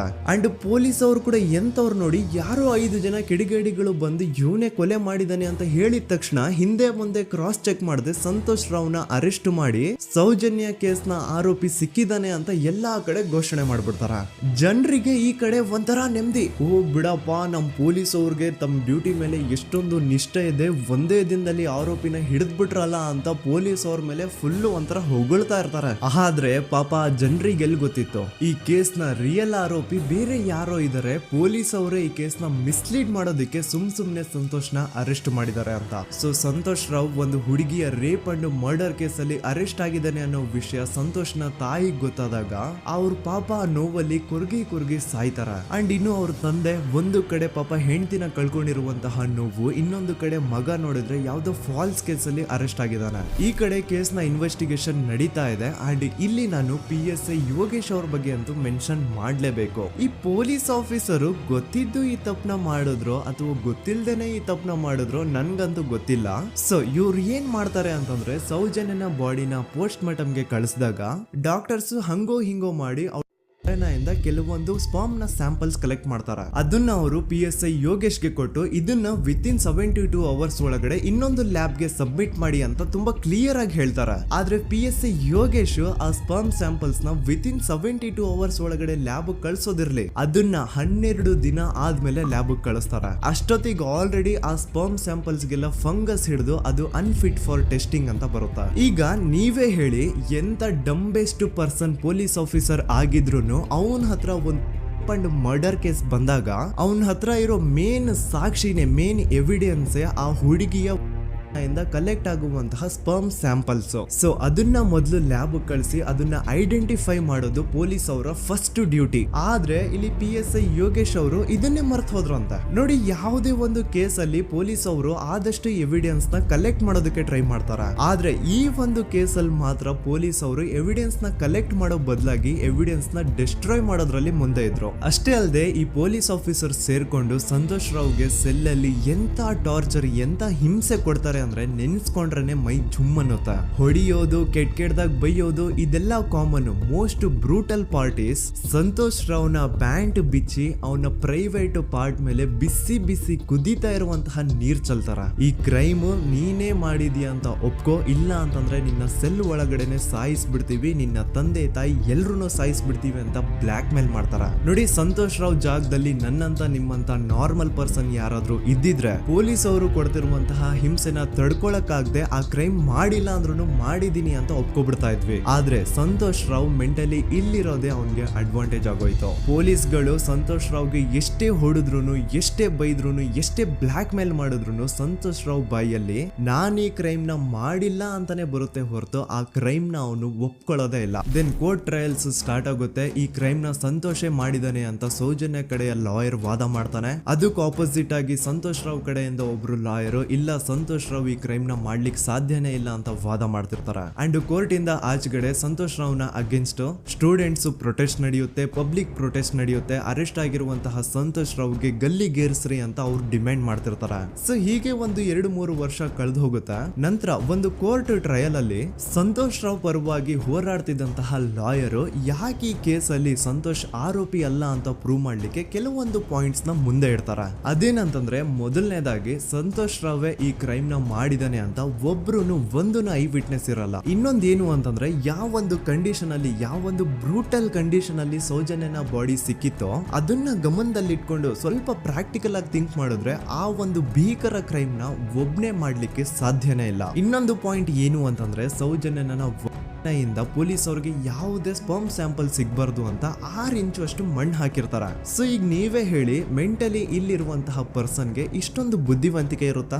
ಅನ್ಕೊಳ್ಳಿ. ಅಷ್ಟೊಂದು ಬುದ್ಧಿವಂತಿಕೆ ಅವ್ನಿಗಿದ್ರು ಆ ಕ್ರೈಮ್ ಮಾಡಾದ್ಮೇಲೆ ಅವನ ಆ ಊರಿಂದ ಓಡ್ ಹೋಗ್ಬೋದಾಗಿತ್ತು. ಆದ್ರೆ ಮತ್ತ್ಯಾಕೆ ಅವನು ಅದೇ ಊರಲ್ಲೇ ಇರ್ತಾನೆ. ಅಂಡ್ ಸೌಜನ್ಯ ಕೊನೆಯದಾಗಿ ಪ್ರಕೃತಿ ಹಾಸ್ಪಿಟಲ್ ಮುಂದ್ಗಡೆಯಿಂದ ನಡ್ಕೊಂಡು ಹೋಗ್ತಾ ಇರ್ಬೇಕಾದ್ರೆ ಆ ಪ್ರಕೃತಿ ಹಾಸ್ಪಿಟಲ್ ನ ಸೆಕ್ಯೂರಿಟಿ ಗಾರ್ಡ್ ನೋಡ್ತಾನೆ. ಅಂಡ್ ಪ್ರಕೃತಿ ಹಾಸ್ಪಿಟಲ್ ನ ಆಚೆಗಡೆ CCTV ಕ್ಯಾಮರಾನು ಇರುತ್ತೆ. ಸಡನ್ಲಿ ಆ CCTV ಫುಟೇಜ್ ಕೂಡ ಕಾಣೆ ಆಗ್ಬಿಡುತ್ತಾ. ಇನ್ನೊಂದೇನು ಅಂತಂದ್ರೆ, ಸೌಜನ್ಯನ ಮರ್ಡರ್ ಆಗಿದ್ದು ನೆಕ್ಸ್ಟ್ ದಿನಾನೇ ಪೊಲೀಸ್ ಅವರು ಆರೋಪಿನ ಹಿಡಿದ್ರು. ಸೊ ಹಾಗಿದ್ದಾಗ ಆ ಕಲೆಕ್ಟ್ ಮಾಡಿರುವಂತಹ ಸ್ಪರ್ಮ್ ಸ್ಯಾಂಪಲ್ಸ್ ನ ಲ್ಯಾಬ್ ಗೆ ಕಳಿಸಿ ಇವನೇ ಆರೋಪಿ ಅಂತ ಕನ್ಫರ್ಮ್ ಮಾಡೋ ಬದಲಾಗಿ ಯಾಕೆ ಪೊಲೀಸ್ ಅವರು ಆ ಸ್ಪರ್ಮ್ ಸ್ಯಾಂಪಲ್ಸ್ ನ ತಮ್ಮ ಹತ್ರನೇ ಇಟ್ಕೊಂಡು 12 ದಿನವರೆಗೂ ಅದಕ್ಕೆ ಫಂಗಸ್ ಹಿಡಿಯೋವರೆಗೂ ಕಾದು ಆಮೇಲೆ ಅದನ್ನ ಲ್ಯಾಬ್ ಕಳಿಸಿದ್ರು. ಅಂಡ್ ಮೇನ್ ಇಂಪಾರ್ಟೆಂಟ್ ಆಗಿ ಸಂತೋಷ್ ರಾವ್ಗೆ ಒಂದು ಗುಪ್ತ ರೋಗ ಇರುತ್ತೆ, ಅದೇ ಫಿಮೋಸಿಸ್ ಅಂತ. ಈ ಕಾಯಿಲೆ ಏನು ಅಂತ ನಾನು ಈ ವಿಡಿಯೋದಲ್ಲಿ ಡೀಟೇಲ್ಡ್ ಆಗಿ ಎಕ್ಸ್ಪ್ಲೈನ್ ಮಾಡ್ಲಿಕ್ಕೆ ಆಗಲ್ಲ. ಜಸ್ಟ್ ತಿಳ್ಕೊಳ್ಳಿ, ಈ ಒಂದು ಕಾಯಿಲೆ ಇರೋರು ಇಂಟಿಮಸಿ ಮಾಡ್ಲಿಕ್ಕೆ ಆಗಲ್ಲ. ಇನ್ ಕೇಸ್ ಮಾಡಿದ್ರು ಅವರು ಸುಖ ಅಲ್ಲ ನರಕ ಕಾಣ್ತಾರ. ಸೊ ಇಷ್ಟೆಲ್ಲ ವ್ಯಾಲಿಡ್ ಪಾಯಿಂಟ್ಸ್, ಇಷ್ಟೆಲ್ಲ ಫ್ಯಾಕ್ಟ್ಸ್ ಕಣ್ ಮುಂದೆ ಇರ್ಬೇಕಾದ್ರೆ ಸ್ಟಿಲ್ ಪೊಲೀಸ್ ಅವರು ಯಾಕೆ ಈ ಕ್ರೈಮ್ ನ ಸಂತೋಷ್ ರಾವೇ ಮಾಡಿದಾನೆ ಅಂತ ಇವನ್ ಹಿಂದೆ ಬಿದ್ದಿದ್ದಾರೆ. ಯಾಕೆ ಅವರು ಈ ಕ್ರೈಮ್ ಇವನ್ ಬಿಟ್ರೆ ಬೇರೆ ಯಾರಾದ್ರೂ ಮಾಡಿರ್ಬೋದಲ್ಲ ಅಂತ ಆ ಆಂಗಲ್ ಅಲ್ಲಿ ಇನ್ವೆಸ್ಟಿಗೇಷನ್ ಮಾಡ್ತಿಲ್ವಲ್ಲ ಅಂತ ಪೊಲೀಸ್ ಅವರ ಇನ್ವೆಸ್ಟಿಗೇಷನ್ ಮೇಲೆ ಈಗ ಕ್ವಶನ್ ಬರುತ್ತೆ. So after hearing all of this, ಎಲ್ಲರಿಗೂ ಈಗ ಪೊಲೀಸ್ ಅವರ ಇನ್ವೆಸ್ಟಿಗೇಷನ್ ಇನ್ವೆಸ್ಟಿಗೇಷನ್ ಮೇಲೆ ಡೌಟ್ ಬರುತ್ತೆ. ಅಂಡ್ ಈವನ್ ಸೌಜನ್ಯ ಅವ್ರ ಮನೆಯವರು ಕೂಡ ನಿಜವಾದ ಆರೋಪಿ ಸಂತೋಷ್ ಅಲ್ಲ ಅಂತ ತಮ್ಮ ಅಭಿಪ್ರಾಯನ ವ್ಯಕ್ತಪಡಿಸ್ತಾರೆ. ಆಗ ಅಲ್ಲಿವರೆಗೂ ಸಂತೋಷ್ ರಾವ್ನ ಗಲ್ಲಿಗೇರಿಸಿ ಅಂತ ಏನು student protest and public protest ಎಲ್ಲ ನಡೀತಾ ಇತ್ತು, ಈಗ ಅದೆಲ್ಲ ನಿಂತು ಹೋಗಿ ಎಲ್ಲಾ ಹೇಟ್ ರೇಡ್ ಪೊಲೀಸ್ ಅವ್ರ ಕಡೆಗೆ ಹೋಗುತ್ತೆ. ಪೊಲೀಸ್ ಅವರು ಈ ಕೇಸಲ್ಲಿ ಕರಪ್ಟ್ ಆಗಿದ್ದಾರೆ, ಪೊಲೀಸ್ ಅವರೇ ಸತ್ಯ ಮುಚ್ಚಿಡ್ಲಿಕ್ಕೆ ಟ್ರೈ ಮಾಡ್ತಿದ್ದಾರೆ. ಹಾಗಾಗಿ ಈ ಕೇಸ್ನ ಇನ್ಮುಂದೆ ಪೊಲೀಸ್ ಅವರಲ್ಲದೆ ಸಿಬಿಐ ಅವರು ಇನ್ವೆಸ್ಟಿಗೇಷನ್ ಮಾಡಬೇಕು, ಈ ಕೇಸ್ನ ಸಿಬಿಐಗೆ ಒಪ್ಸಿ ಅಂತ ಅಗೇನ್ ಪ್ರೊಟೆಸ್ಟ್ ಗಳು ಸ್ಟಾರ್ಟ್ ಆಗ್ತವೆ. ಸೊ ಧರ್ಮಸ್ಥಳದಲ್ಲಿ ಇಷ್ಟೊಂದು ಹೋರಾಟಗಳಾಗ್ತಿದಾವೆ, ಒಬ್ಳು ಹುಡುಗಿ ಜೊತೆ ಇಷ್ಟೊಂದು ಅನ್ಯಾಯ ಆಗಿದೆ, ಆದ್ರೂ ಸಹ ಧರ್ಮಾಧಿಕಾರಿ ಏನು ಮಾತೇ ಆಡ್ತಿಲ್ವಲ್ಲ ಈ ಹುಡುಗಿ ಬಗ್ಗೆ ಅಂತ ಜನರು ಪ್ರಶ್ನೆ ಮಾಡಿದಾಗ ಆಗ ಧರ್ಮಾಧಿಕಾರಿನೂ ಜನರು ಮುಂದೆ ಬಂದ್ಬಿಟ್ಟು ಈ ಕೇಸ್ನ ಸಿಬಿಐಗೆ ಒಪ್ಸಿ ಅಂತ ಹೋರಾಟ ಮಾಡ್ತಾರ. ನಂತರ ಈ ಒಂದು ಕೇಸು ಪೊಲೀಸ್ ಅವರಿಂದ ಸಿಬಿಐ ಕೈಗೆ ಹೋಗುತ್ತೆ. ಸಿಬಿಐ ಕೈಗೆ ಹೋಗಿದ ತಕ್ಷಣ ಇಲ್ಲೇನು ಸತ್ಯ ಹೊರಗೆ ಬಂದಿಲ್ಲ. ಆ ಸಿಬಿಐ ಅವರು 3-4 ವರ್ಷ ಟೈಮ್ ತಗೊಂಡು ಮತ್ತೆ ಈ ಒಂದು ಕೇಸ್ನ ಇನ್ವೆಸ್ಟಿಗೇಷನ್ ಮಾಡ್ತಾರೆ. ಆದ್ರೆ ಅಲ್ಲೇನು ಇನ್ವೆಸ್ಟಿಗೇಷನ್ ಮಾಡ್ಲಿಕ್ಕೆ ಉಳ್ದೇ ಇರಲ್ಲ. ಆ ಪೊಲೀಸ್ ಅವರು ಅವ್ರ ಕೈಯಲ್ಲಿ ಈ ಕೇಸು ಇದ್ದಷ್ಟು ದಿನ ಎಷ್ಟಾಗುತ್ತೋ ಅಷ್ಟು ಎವಿಡೆನ್ಸ್ ನ ಡಿಸ್ಟ್ರಾಯ್ ಮಾಡ್ಬಿಟ್ಟಿರ್ತಾರ. ಸೊ ಹಾಗಾಗಿ ಅಲ್ಲಿ ಸಿಬಿಐ ಅವ್ರಿಗೆ ಇನ್ವೆಸ್ಟಿಗೇಷನ್ ಮಾಡ್ಲಿಕ್ಕೆ ಏನ್ ಉಳ್ದೇ ಇರಲ್ಲ. ಆದ್ರೂ ಸ್ಟಿಲ್ ಅವರು 3-4 ಇಯರ್ಸ್ ಟೈಮ್ ತಗೊಂಡು ನಂತರ ಫೈನಲಿ ಒಂದು ರಿಪೋರ್ಟ್ ನ ಕೋರ್ಟ್ ಗೆ ಸಬ್ಮಿಟ್ ಮಾಡ್ತಾರೆ. ಅಂಡ್ ಸಿಬಿಐ ಅವರು ಕೋರ್ಟ್ ಗೆ ಸಬ್ಮಿಟ್ ಮಾಡಿರುವಂತಹ ಆ ಒಂದು ರಿಪೋರ್ಟ್ ಅಲ್ಲಿ ಏನಿತ್ತು ಅಂದ್ರೆ ಸಿಬಿಐ ಇನ್ವೆಸ್ಟಿಗೇಷನ್ ಕನ್ಫರ್ಮ್ಸ್ ದಟ್ ಈ ಒಂದು ಕ್ರೈಮ್ ನ ಸಂತೋಷ್ ರಾವ್ ಮಾಡಿದಾನೆ ಅಂತ. ಆದ್ರೆ ಐರಾನಿ ಈಸ್ ಇದೇ ಒಂದು ರಿಪೋರ್ಟ್ ಅಲ್ಲಿ ಇವ್ರು ಏನ್ ಹೇಳ್ತಾರೆ ಅಂದ್ರೆ ಅವ್ರಿಗೆ ಯಾವುದೇ ತರ ಎವಿಡೆನ್ಸ್ ಸಿಕ್ಕಿಲ್ಲ ಅಂತ. ಯಾಕಂದ್ರೆ ಈ ಸೌಜನ್ಯ ಕೇಸು ಪೊಲೀಸ್ ಅವ್ರ ಕೈಯಲ್ಲಿ ಇದ್ದಾಗ ಪೊಲೀಸ್ ಅವರು ತಮ್ಮ ನಿರ್ಲಕ್ಷ್ಯದಿಂದ ಎಲ್ಲಾ ಎವಿಡೆನ್ಸ್ ನ ಕಳ್ಕೊಂಡ್ಬಿಟ್ಟಿರ್ತಾರೆ. ಅಂತದ್ರಲ್ಲಿ ಯಾವ ಒಂದು ಆಧಾರದ ಮೇಲೆ ಇವರು ಸಂತೋಷ್ ರಾವ್ ಈ ಕ್ರೈಮ್ ನ ಮಾಡಿದ್ದಾರೆ ಅಂತ ಕ್ವಶನ್ ಮಾಡಿದಾಗ ಸಿಬಿಐ ಅವ್ರ ಕಡೆಯಿಂದ ನೋ ಆನ್ಸರ್. ನೋಡಿ, ಮೊದ್ಲು ಈ ಒಂದು ಕೇಸ್ ನ ಪೊಲೀಸ್ ಅವರು ಇನ್ವೆಸ್ಟಿಗೇಷನ್ ಮಾಡಿ ನಂತರ ಈ ಒಂದು ಕೇಸು ಸಿಬಿಐ ಅವ್ರ ಕೈಗೆ ಹೋಗಿ ಅವರು 3-4 ವರ್ಷ ಟೈಮ್ ತಗೊಂಡು ಇನ್ವೆಸ್ಟಿಗೇಷನ್ ಮಾಡಿ ದೆನ್ ಫೈನಲ್ ರಿಪೋರ್ಟ್ ನ ಕೋರ್ಟ್ ಗೆ ಸಬ್ಮಿಟ್ ಮಾಡೋಷ್ಟ್ರಲ್ಲಿ ಸುಮಾರು 5-6 ವರ್ಷ ಕಳೆದು ಹೋಗಿರುತ್ತೆ. ಅಂಡ್ ಸ್ಟಿಲ್ ಈ ಒಂದು ಕೇಸಲ್ಲಿ ಏನೂ ಕನ್ಕ್ಲೂಷನ್ ಸಿಕ್ಕಿರಲ್ಲ. ಎವ್ರಿ ಇಯರ್ ಸೌಜನ್ಯನ ಬರ್ತ್ಡೇ ಇದ್ದಾಗ ಅಥವಾ ತಿಥಿ ಇದ್ದಾಗ ಅವಳನ್ನ ನೆನೆಸ್ಕೊಂಡು ಅವಳ ಹೆಸರಲ್ಲಿ public protest and student protest ನಡೀತಾನೆ ಇರ್ತವೆ. ಸೊ ಒಂದು ದಿನ ಈ ಒಂದು ಪ್ರೊಟೆಸ್ಟ್ ಗಳ ನ್ಯೂಸ್ ಗಿರೀಶ್ ಮುಟ್ಟಣ್ಣನವರ ಗಮನಕ್ಕೆ ಬರುತ್ತೆ. ಯಾರೀ ಗಿರೀಶ್ ಮುಟ್ಟಣ್ಣನವರ ಅಂದ್ರೆ ಇವರು very honest X police man. ನೀವು ನಂಬಲ್ಲ, ಇವ್ರು ಪೊಲೀಸ್ ಆಫೀಸರ್ ಇದ್ದಾಗ ಪಬ್ಲಿಕ್ ಅಲ್ಲಿ ಒಬ್ಬ MLA ಹೊಡೆದಿರ್ತಾರ. ಅಷ್ಟೇ ಅಲ್ಲ, ಪೊಲೀಸ್ ಡಿಪಾರ್ಟ್ಮೆಂಟ್ ಅಲ್ಲಿ ಕರಪ್ಷನ್ ಇದೆ, ಕರಪ್ಷನ್ ಇದ್ದಿದ್ ಕಡೆ ನಾನ್ ಇರಲ್ಲ ಅಂತ ಹೇಳ್ಬಿಟ್ಟು ತಮ್ಮ ಪೊಲೀಸ್ ಡ್ಯೂಟಿನ ಬಿಟ್ಬಿಟ್ಟು ಈಗ ಸಮಾಜದಲ್ಲಿ ಏನೇ ಅನ್ಯಾಯ ಆಗಿದ್ರು ಅದ್ರ ಅಗೇನ್ಸ್ಟ್ ವಾಯ್ಸ್ ರೈಸ್ ಮಾಡ್ತಿದಾರೆ. ಸೊ ಈ ಗಿರೀಶ್ ಮುಟ್ಟಣ್ಣನವರಿಗೆ ಸೌಜನ್ಯ ಕೇಸ್ ಬಗ್ಗೆ ಗೊತ್ತಾದಾಗ ಅವ್ರಿಗೆ ಈ ಕೇಸು ತುಂಬಾನೇ ಕಾಡುತ್ತೆ. ಅಲ್ಲ, ಇಷ್ಟೊಂದು ವರ್ಷಗಳಾಗೋಯ್ತು ಆ ಹುಡುಗಿ ಜೊತೆ ಅನ್ಯಾಯ ಆಗಿ, ಸ್ಟಿಲ್ ಈ ಒಂದು ಕೇಸ್ ನ ಕನ್ಕ್ಲೂಷನ್ ಸಿಕ್ತಿಲ್ವಲ್ಲ, ಏನ್ ನಡೀತಿದೆ ಧರ್ಮಸ್ಥಳದಲ್ಲಿ ಅರ್ಥ ಆಗ್ತಿಲ್ವಲ್ಲ ಅಂತ ಈ ಗಿರೀಶ್ ಅವರು ತಮ್ಮ ಹಳೆ ಪೊಲೀಸ್ ಕಾಂಟ್ಯಾಕ್ಟ್ಸ್ ನ ಯೂಸ್ ಮಾಡ್ಕೊಂಡು ಆ ಸೌಜನ್ಯ ಕೇಸ್ ಫೈಲ್ ನ ಒಂದು ಕಾಪಿನ ತಮ್ಮ ಹತ್ರ ತರಿಸ್ಕೋತಾರ. ಆ ಒಂದು ಕೇಸ್ ಫೈಲ್ ಅಲ್ಲಿ ಸೌಜನ್ಯ ಬಗ್ಗೆ ಅಷ್ಟೇ ಅಲ್ಲದೆ ಸಂತೋಷ್ ರಾವ್ ಬಗ್ಗೆನೂ ಇನ್ಫಾರ್ಮೇಶನ್ ಇರುತ್ತೆ. ಅಂಡ್ ಗಿರೀಶ್ ಅವರು ಸಂತೋಷ್ ಬಗ್ಗೆ ಇರುವಂತಹ ಇನ್ಫಾರ್ಮೇಶನ್ ನೋಡ್ತಾ ಇರ್ಬೇಕಾದ್ರೆ ಅವರು ಒಂದು ವಿಷಯನ ನೋಟಿಸ್ ಮಾಡ್ತಾರೆ. ಅದೇನಂತಂದ್ರೆ ಪೊಲೀಸ್ ಅವರು ಸಂತೋಷ್ ರಾವ್ನ ಬರೀ ಸೌಜನ್ಯ ಕೇಸಲ್ಲಿ ಒಂದೇ ಫಿಟ್ ಮಾಡಿರಲ್ಲ, ಸೌಜನ್ಯ ಸಾಯೋಕ್ಕಿಂತ 20 ದಿನ ಹಿಂದೆ ಧರ್ಮಸ್ಥಳದಲ್ಲೇ ನಡೆದಿರುವಂತಹ ಒಂದು ಕ್ರೈಮ್ ಅಲ್ಲಿನೂ ಸಹ ಸಂತೋಷ್ ರಾವೇ ಆರೋಪಿ ಅಂತ ಮೆನ್ಷನ್ ಮಾಡಿರ್ತಾರ. ಸೊ ಸೌಜನ್ಯ ಕೇಸ್ ಬಿಟ್ಟು ಆ ಇನ್ನೊಂದು ಕೇಸ್ ಯಾವುದು, ಅದಕ್ಕೂ ಸಂತೋಷ್ಗೂ ಏನ್ ಸಂಬಂಧ, ಅದ್ರಲ್ಲಿ ಯಾಕೆ ಸಂತೋಷ್ನ ಪೊಲೀಸ್ ಅವರು ಫಿಟ್ ಮಾಡಿದ್ರು ಅಂತ ಪ್ರತಿಯೊಂದು ಹೇಳ್ತೀನಿ. ಆದ್ರೆ ನಾನಿಲ್ಲಿ ಯಾರ್ದೂ ರಿಯಲ್ ನೇಮ್ಸ್ ನ ಬಳಸಲ್ಲ. ಯಾಕಂದ್ರೆ ಮುಂದೆ ಕೇಸಲ್ಲಿ ತುಂಬಾ ದೊಡ್ಡ ಪವರ್ಫುಲ್ ವ್ಯಕ್ತಿಗಳ ಹೆಸರುಗಳು ಬರ್ತವೆ. ಅಂಡ್ ನನ್ ವಿಡಿಯೋ ಯೂಟ್ಯೂಬ್ ಇಂದ ಡಿಲೀಟ್ ಆಗೋದು ನನ್ಗೆ ಇಷ್ಟ ಇಲ್ಲ. ಹಾಗಾಗಿ ನಾನಿಲ್ಲಿ ಯಾರ್ದೂ ರಿಯಲ್ ನೇಮ್ಸ್ ನ ಬಳಸ್ತಿಲ್ಲ. ಬಟ್ ಯಾರ ಬಗ್ಗೆ ಹೇಳ್ತಿದ್ದೀನಿ ಅಂತ ಒಂದ್ ಸ್ವಲ್ಪ ನೀವೇ ಅರ್ಥ ಮಾಡ್ಕೊಳ್ಳಿ. ನೋಡಿ, ಧರ್ಮಸ್ಥಳದಲ್ಲಿ ಮಾಫಿಯಾ ಕೈಂಡ್ ಆಫ್ ನಡೆಸ್ತಿರುವಂತಹ ಒಂದು ವೆರಿ ಪವರ್ಫುಲ್ ಗೌಡ್ರು ಕುಟುಂಬ ಇದೆ. ಇವ್ರ ಹತ್ರ ಬೇಜನ್ ಆಸ್ತಿ, ಬೇಜನ್ ದುಡ್ಡು, ಬೇಜನ್ ಪವರ್, ಬೇಜನ್ ಇನ್ಫ್ಲೂಯೆನ್ಸ್ ಎಲ್ಲಾನು ಇದೆ. ಆ ಊರಲ್ಲಿ ಈ ಗೌಡ್ರು ಕುಟುಂಬದ್ದು ಎಷ್ಟೊಂದು ಕಂಟ್ರೋಲ್ ಇದೆ ಅಂತಂದ್ರೆ ಅವ್ರನ್ನ ಎದುರು ಹಾಕೊಳ್ಳೋರೆ ಯಾರು ಇಲ್ಲ. ಅಂಡ್ ಈ ಒಂದು ಗೌಡ್ರು ಕುಟುಂಬ ಒಂದು ಪ್ರೈವೇಟ್ ಟ್ರಸ್ಟ್ ಹೆಸರಲ್ಲಿ ಒಂದು ವೆರಿ ಪಾಪ್ಯುಲರ್ ದೇವಸ್ಥಾನನ ಸುಮಾರು ವರ್ಷಗಳಿಂದ ತಲೆ ಮಾರುಗಳಿಂದನೂ ನಡ್ಸ್ಕೊಂಡ್ ಬಂದಿರ್ತಾರ. ಅದೇ ಒಂದು ದೇವಸ್ಥಾನದಲ್ಲಿ 60 ವರ್ಷ ವಯಸ್ಸಾಗಿರುವಂತಹ ನಾರಾಯಣ ನಾರಾಯಣ ಅನ್ನೋ ಒಬ್ಬ ವ್ಯಕ್ತಿ ಮಾವುತನಾಗಿ ಕೆಲಸ ಮಾಡ್ತಿರ್ತಾನೆ. ನಾರಾಯಣ ಅವ್ರ ತಂದೆನೂ ಅದೇ ದೇವಸ್ಥಾನದಲ್ಲಿ ಮಾವುತಾಗಿ ಕೆಲಸ ಮಾಡ್ತಾ ಇದ್ರು, ಅವ್ರ ತಂದೆನೂ ಅದೇ ದೇವಸ್ಥಾನದಲ್ಲಿ ಮಾವುತಾಗಿ ಕೆಲಸ ಮಾಡ್ತಾ ಇದ್ರು. ಸೊ ಹೀಗೆ ತಲೆ ಮಾರುಗಳಿಂದ ಮಾವುತಾಗಿನೇ ನಾರಾಯಣನ ಕುಟುಂಬ ಆ ಒಂದು ದೇವಸ್ಥಾನದಲ್ಲಿ ಕೆಲಸ ಮಾಡ್ತಾ ಇರುತ್ತೆ. ಸೊ ಒಮ್ಮೆ ತುಂಬಾ ವರ್ಷಗಳ ಹಿಂದೆ ನಾರಾಯಣ ಅವ್ರ ತಂದೆ ಆ ದೇವಸ್ಥಾನದಲ್ಲಿ ಮಾವುತಾಗಿ ಕೆಲಸ ಮಾಡ್ತಾ ಇರ್ಬೇಕಾದ್ರೆ ಆಗಿನ ದೇವಸ್ಥಾನದ ಧರ್ಮಾಧಿಕಾರಿ ಆ ಮಾವುತನ ಕೆಲ್ಸದ ಮೇಲೆ ಇರುವಂತಹ ನಿಷ್ಠೆ, ಅವನ ನಿಯತ್ತು ಅಂಡ್ ತಲೆಮಾರುಗಳಿಂದ ಅವರು ದೇವಸ್ಥಾನಕ್ಕೆ ಸಲ್ಲಿಸ್ತಿರುವಂತಹ ಸೇವೆನ ಮೆಚ್ಚಿ ಆ ಧರ್ಮಾಧಿಕಾರಿ ಆ ನಾರಾಯಣ ಅವ್ರ ತಂದೆ ಆ ಮಾವುತನಿಗೆ ಒಂದು ಜಮೀನ ಕೊಡ್ತಾರೆ ಆಸ್ ಎ ಗಿಫ್ಟ್ ಆಗಿ. ಸೊ ಈಗ ಫ್ಲಾಶ್ ಬ್ಯಾಕ್ ಇಂದ ಒಂದ್ ಸ್ವಲ್ಪ ಮುಂದೆ ಬರುವ 2010-11ರಲ್ಲಿ ಯಾವೊಂದು ಜಮೀನ ಆಗಿನ ಧರ್ಮಾಧಿಕಾರಿ ನಾರಾಯಣ ಅವ್ರ ತಂದೆಗೆ ಆಸ್ ಎ ಗಿಫ್ಟ್ ಆಗಿ ಕೊಟ್ಟಿದ್ರು, ಈಗ ನಾರಾಯಣ ಅವ್ರ ತಂದೆ ಸತ್ ಹೋಗಿ ಆ ಒಂದು ಜಮೀನು ನಾರಾಯಣ ಹೆಸರಿಗೆ ಆಗಿರುತ್ತೆ. ಅಂಡ್ ಆಗಷ್ಟೇ ಗೊತ್ತಾಗುತ್ತೆ ಆ ಜಮೀನ ವೆರಿ ಆಪೋಸಿಟ್ ಒಂದು ದೊಡ್ಡ ಹೈವೇ ಬರ್ತಿದೆ ಅಂಡ್ ಅದರಿಂದ ಜಮೀನ ರೇಟು 10 ಪಟ್ಟು ಜಾಸ್ತಿ ಆಗುತ್ತೆ ಅಂತ. ಸೊ ಈ ವಿಷಯ ಗೊತ್ತಾಗಿ ನೋಡಿ, ದಾನ ಮಾಡದಂತಹ ಧರ್ಮಾಧಿಕಾರಿ ಅಂತೂ ಸತ್ ಹೋದ್ರು, ಆದ್ರೆ ಅವ್ರ ಮುಂದಿನ ಪೀಳಿಗೆ ಅವ್ರಿಗೆ ಈ ಜಮೀನ್ ಮೇಲೆ ಕಣ್ಬಿದ್ದು ನಾರಾಯಣ ಅವ್ರ ಹತ್ರ ಆ ಜಾಗನ ವಾಪಸ್ ಕೇಳ್ತಾರ. ಆದ್ರೆ ನಾರಾಯಣ ಕೊಡಲ್ಲ. ಇಲ್ಲ, ನಾನ್ ಯಾಕೆ ಕೊಡ್ಲಿ, ನಮ್ ತಂದೆಯಿಂದ ಸಿಕ್ಕಿರುವಂತಹ ಜಮೀನ್ ಇದು, ನಮ್ ತಂದೆಯ ಕೊನೆ ಗುರುತು ಇದು ನನ್ನ ಹತ್ರ ಇರೋದು, ಸೊ ಇದನ್ನ ನಾನು ಯಾವುದೇ ಕಾರಣಕ್ಕೂ ಬಿಟ್ಕೊಡಲ್ಲ ಅಂತ ಆ ಗೌಡ್ರು ಕುಟುಂಬನ ನಾರಾಯಣ ಎದುರು ಹಾಕೋತಾರ. ಆಗ ಗೌಡ್ರು ಕುಟುಂಬದವ್ರಿಗೆ ಕೋಪ ಬಂದು ಅವ್ರೇನ್ ಮಾಡ್ತಾರೆ ಅಂದ್ರೆ ನಾರಾಯಣ ಮನೆಗೆ ನೀರಿನ ಸಪ್ಲೈ ಇರುತ್ತಲ್ವಾ ಅದನ್ನ ಬಂದ್ ಮಾಡ್ತಾರ, ಎಲೆಕ್ಟ್ರಿಸಿಟಿ ಸಪ್ಲೈನು ಕಟ್ ಆಫ್ ಮಾಡ್ತಾರ, ಊರಲ್ಲಿರುವಂತಹ ಎಲ್ಲಾ ಚರಂಡಿಗಳನ್ನ ಕ್ಲೀನ್ ಮಾಡಿ ಆ ಕಸ ಏನಿರುತ್ತೋ ಅದನ್ನ ತಂದು ನಾರಾಯಣ ಮನೆ ಮುಂದೆ ಹಾಕ್ತಾರ. ಇಷ್ಟೇ ಅಲ್ಲ, ನಾರಾಯಣ ಅವ್ರ ಹೆಂಡತಿ ಮಕ್ಕಳು ಎಲ್ಲಾದ್ರೂ ಆಚೆ ಹೋಗ್ತಾ ಬರ್ತಾ ಇದ್ರೆ ಅವ್ರನ್ನ ಕೆಟ್ಟದಾಗ ಬೈಯೋದು, ಹೊಡ್ಕೊಳ್ಳೋದು, ಬಡ್ಕೊಳ್ಳೋದೆಲ್ಲ ಮಾಡ್ತಿರ್ತಾರ. ಇಷ್ಟೆಲ್ಲ ಆಗ್ತಾ ಇದ್ರು ಸ್ಟಿಲ್ ನಾರಾಯಣ ಮಾತ್ರ ಆ ಜಾಗನ ಬಿಟ್ಕೊಡಲ್ಲ. ಆ ಜಾಗದಗೋಸ್ಕರ ನೀನ್ ಬೇಕಿದ್ರೆ ಇದನ್ನೆಲ್ಲ ಸಹಿಸ್ಕೊಂಡಿರಪ್ಪ, ನಮ್ ಕೈಲಂತೂ ಆಗಲ್ಲ ಅಂತ ನಾರಾಯಣನ ಹೆಂಡತಿ ಮಕ್ಕಳು ಅವನ್ನ ಬಿಟ್ಟು ಬೇರೆ ಊರಿಗೆ ಹೋಗ್ಬಿಡ್ತಾರ. ಈಗ ಮನೆಯಲ್ಲಿ ನಾರಾಯಣ ಅಂಡ್ 45 ವರ್ಷ ವಯಸ್ಸಿರುವಂತಹ ನಾರಾಯಣ ಅವ್ರ ತಂಗಿ ಯಮುನಾ ಅವ್ರು ಮಾತ್ರ ಇಬ್ರೇ ಇರ್ತಾ ಇದ್ರು.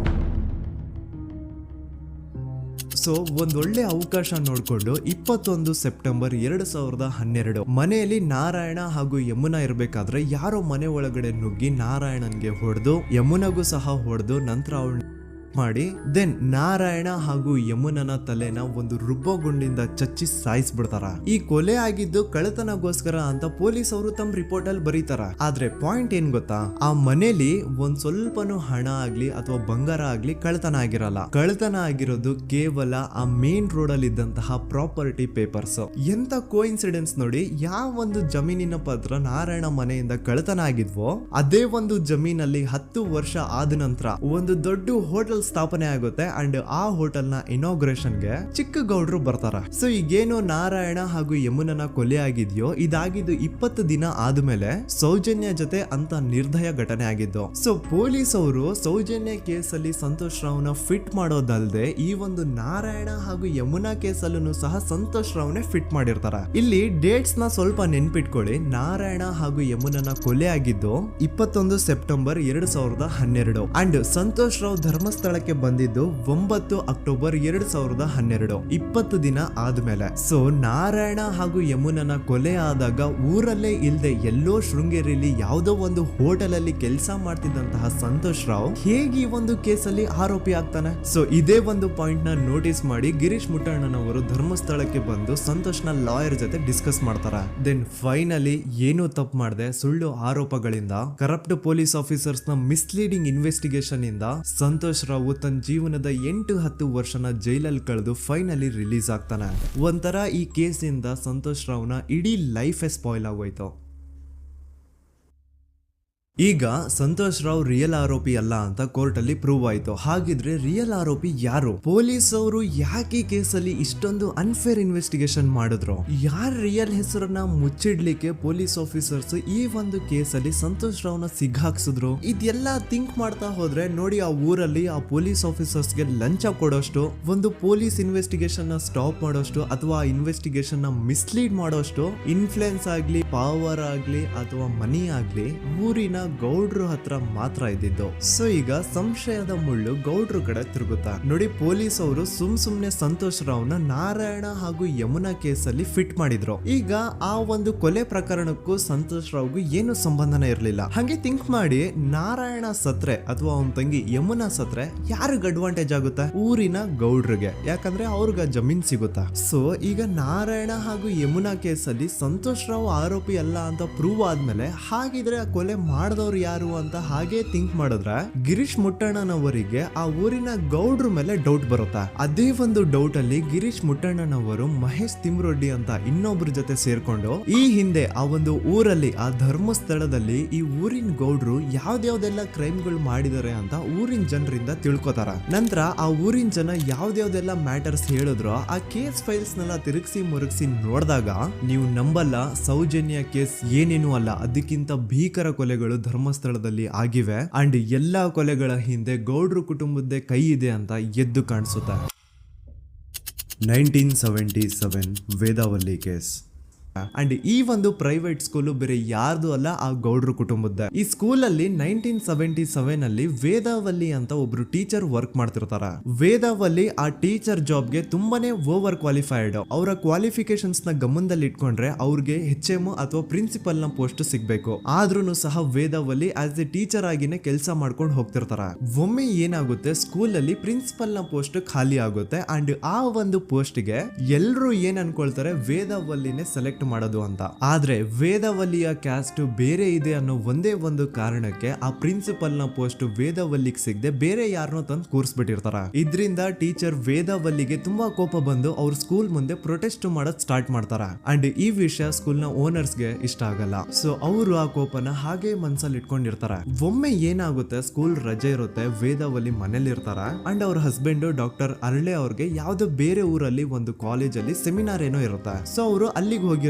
ಈಗ ಮನೇಲಿ ಇರೋದು ವೇದಾವಲ್ಲಿ ಒಂದೇ. ಇದೇ ಒಂದು ಅವಕಾಶನ ನೋಡ್ಕೊಂಡು ಯಾರೋ ವೇದಾವಲ್ಲಿ ಅವ್ರ ಮನೆಗೆ ನುಗ್ಗಿ ವೇದಾವಲ್ಲಿಗೆ ಹೊಡೆದು ನಂತರ ಅವ್ರನ್ನ ಜೀವಂತವಾಗಿ ಸುಟ್ಬಿಡ್ತಾರ. ಸ್ವಲ್ಪ ಹೊತ್ತು ನಂತರ ರಾತ್ರಿ ಆಗ್ತಿದ್ದಂಗೆ ಡಾಕ್ಟರ್ ಅರಳೆ ಅವರು ಮನೆಗೆ ವಾಪಸ್ ಬರ್ತಾರೆ. ಅಂಡ್ ಮನೆ ಒಳಗಡೆ ಬಂದ್ ನೋಡಿದ್ರೆ ವೇದಾವಲ್ಲಿ ಅವರು ಸತ್ ಹೋಗಿ ಅವರ ಬಾಡಿ ಸುಟ್ ಹೋಗಿ ನೆಲದ ಮೇಲೆ ಬಿದ್ದಿದೆ. ಹೆಂಡತಿನ ಕಳ್ಕೊಂಡಿರುವಂತಹ ದುಃಖನ ಸೈಡ್ಗೆ ಇಟ್ಟು ಡಾಕ್ಟರ್ ಅರಳೆ ಅವರು ಮೊದ್ಲು ಪೊಲೀಸ್ ಸ್ಟೇಷನ್ ಹೋಗ್ಬಿಟ್ಟು ನಮ್ ಮನೆಗೆ ನಾನು ಇಲ್ದೇ ಇರುವಂತಹ ಸಮಯನ ನೋಡ್ಕೊಂಡು ಯಾರೋ ಮನೆ ಒಳಗಡೆ ನುಗ್ಗಿ ನನ್ನ ಹೆಂಡತಿನ ಹೊಡೆದು ನಂತರ ಅವಳನ್ನ ತುಂಬಾ ಭೀಕರವಾಗಿ ಸಾಯಿಸಿದ್ದಾರೆ ಅಂತ ಪೊಲೀಸ್ ಅವ್ರಿಗೆ ರಿಪೋರ್ಟ್ ಕೊಡಕ್ ಹೋದ್ರೆ, ಅಲ್ಲಿ ಪೊಲೀಸ್ ಅವರು ಉಲ್ಟಾ ಡಾಕ್ಟರ್ ಅರಳೆ ಮೇಲೆನೆ FIR ಬರ್ದು ನೀನೇ ನಿನ್ ಹೆಂಡತಿನ ಸಾಯಿಸಿದ್ಯಾ, ನಾಟಕ ಮಾಡಬೇಡ ಅಂತ ಅವ್ರನ್ನೇ ಅರೆಸ್ಟ್ ಮಾಡ್ಬಿಡ್ತಾರ. ನಂತರ 2-3 ವರ್ಷ ಜೈಲಲ್ಲೇ ಇದ್ದು ಡಾಕ್ಟರ್ ಅರಳೆ ಅವರು ತಮ್ಮ ಫ್ರೆಂಡ್ಸ್ ಅಂಡ್ ಫ್ಯಾಮಿಲಿ ಮೂಲಕ ಎವಿಡೆನ್ಸ್ ನೆಲ್ಲ ಕಲೆಕ್ಟ್ ಮಾಡಿಸಿ ತಾನ ಕೊಲೆನ ಮಾಡಿಲ್ಲ, ತನ್ನ ಹೆಂಡತಿನ ಸಾಯಿಸಿಲ್ಲ ಅಂತ ಕೋರ್ಟ್ ಅಲ್ಲಿ ಪ್ರೂವ್ ಮಾಡ್ಕೊಂಡು ಜೈಲಿಂದ ರಿಲೀಸ್ ಆಗ್ತಾರ. ಸೊ ಈಗ ಡಾಕ್ಟರ್ ಅರಳೆ ಅವರು ಈ ಒಂದು ಕ್ರೈಮ್ ನ ಮಾಡಿಲ್ಲ ಅಂತಂದ್ರೆ ವೇದಾವಲ್ಲಿನ ಅಷ್ಟು ಭೀಕರವಾಗಿ ಸಾಯಿಸಿದವ್ರು ಯಾರು? ಈ ವಿಷಯ ಇವತ್ತಿನವರೆಗೂ ಗೊತ್ತಾಗಿಲ್ಲ.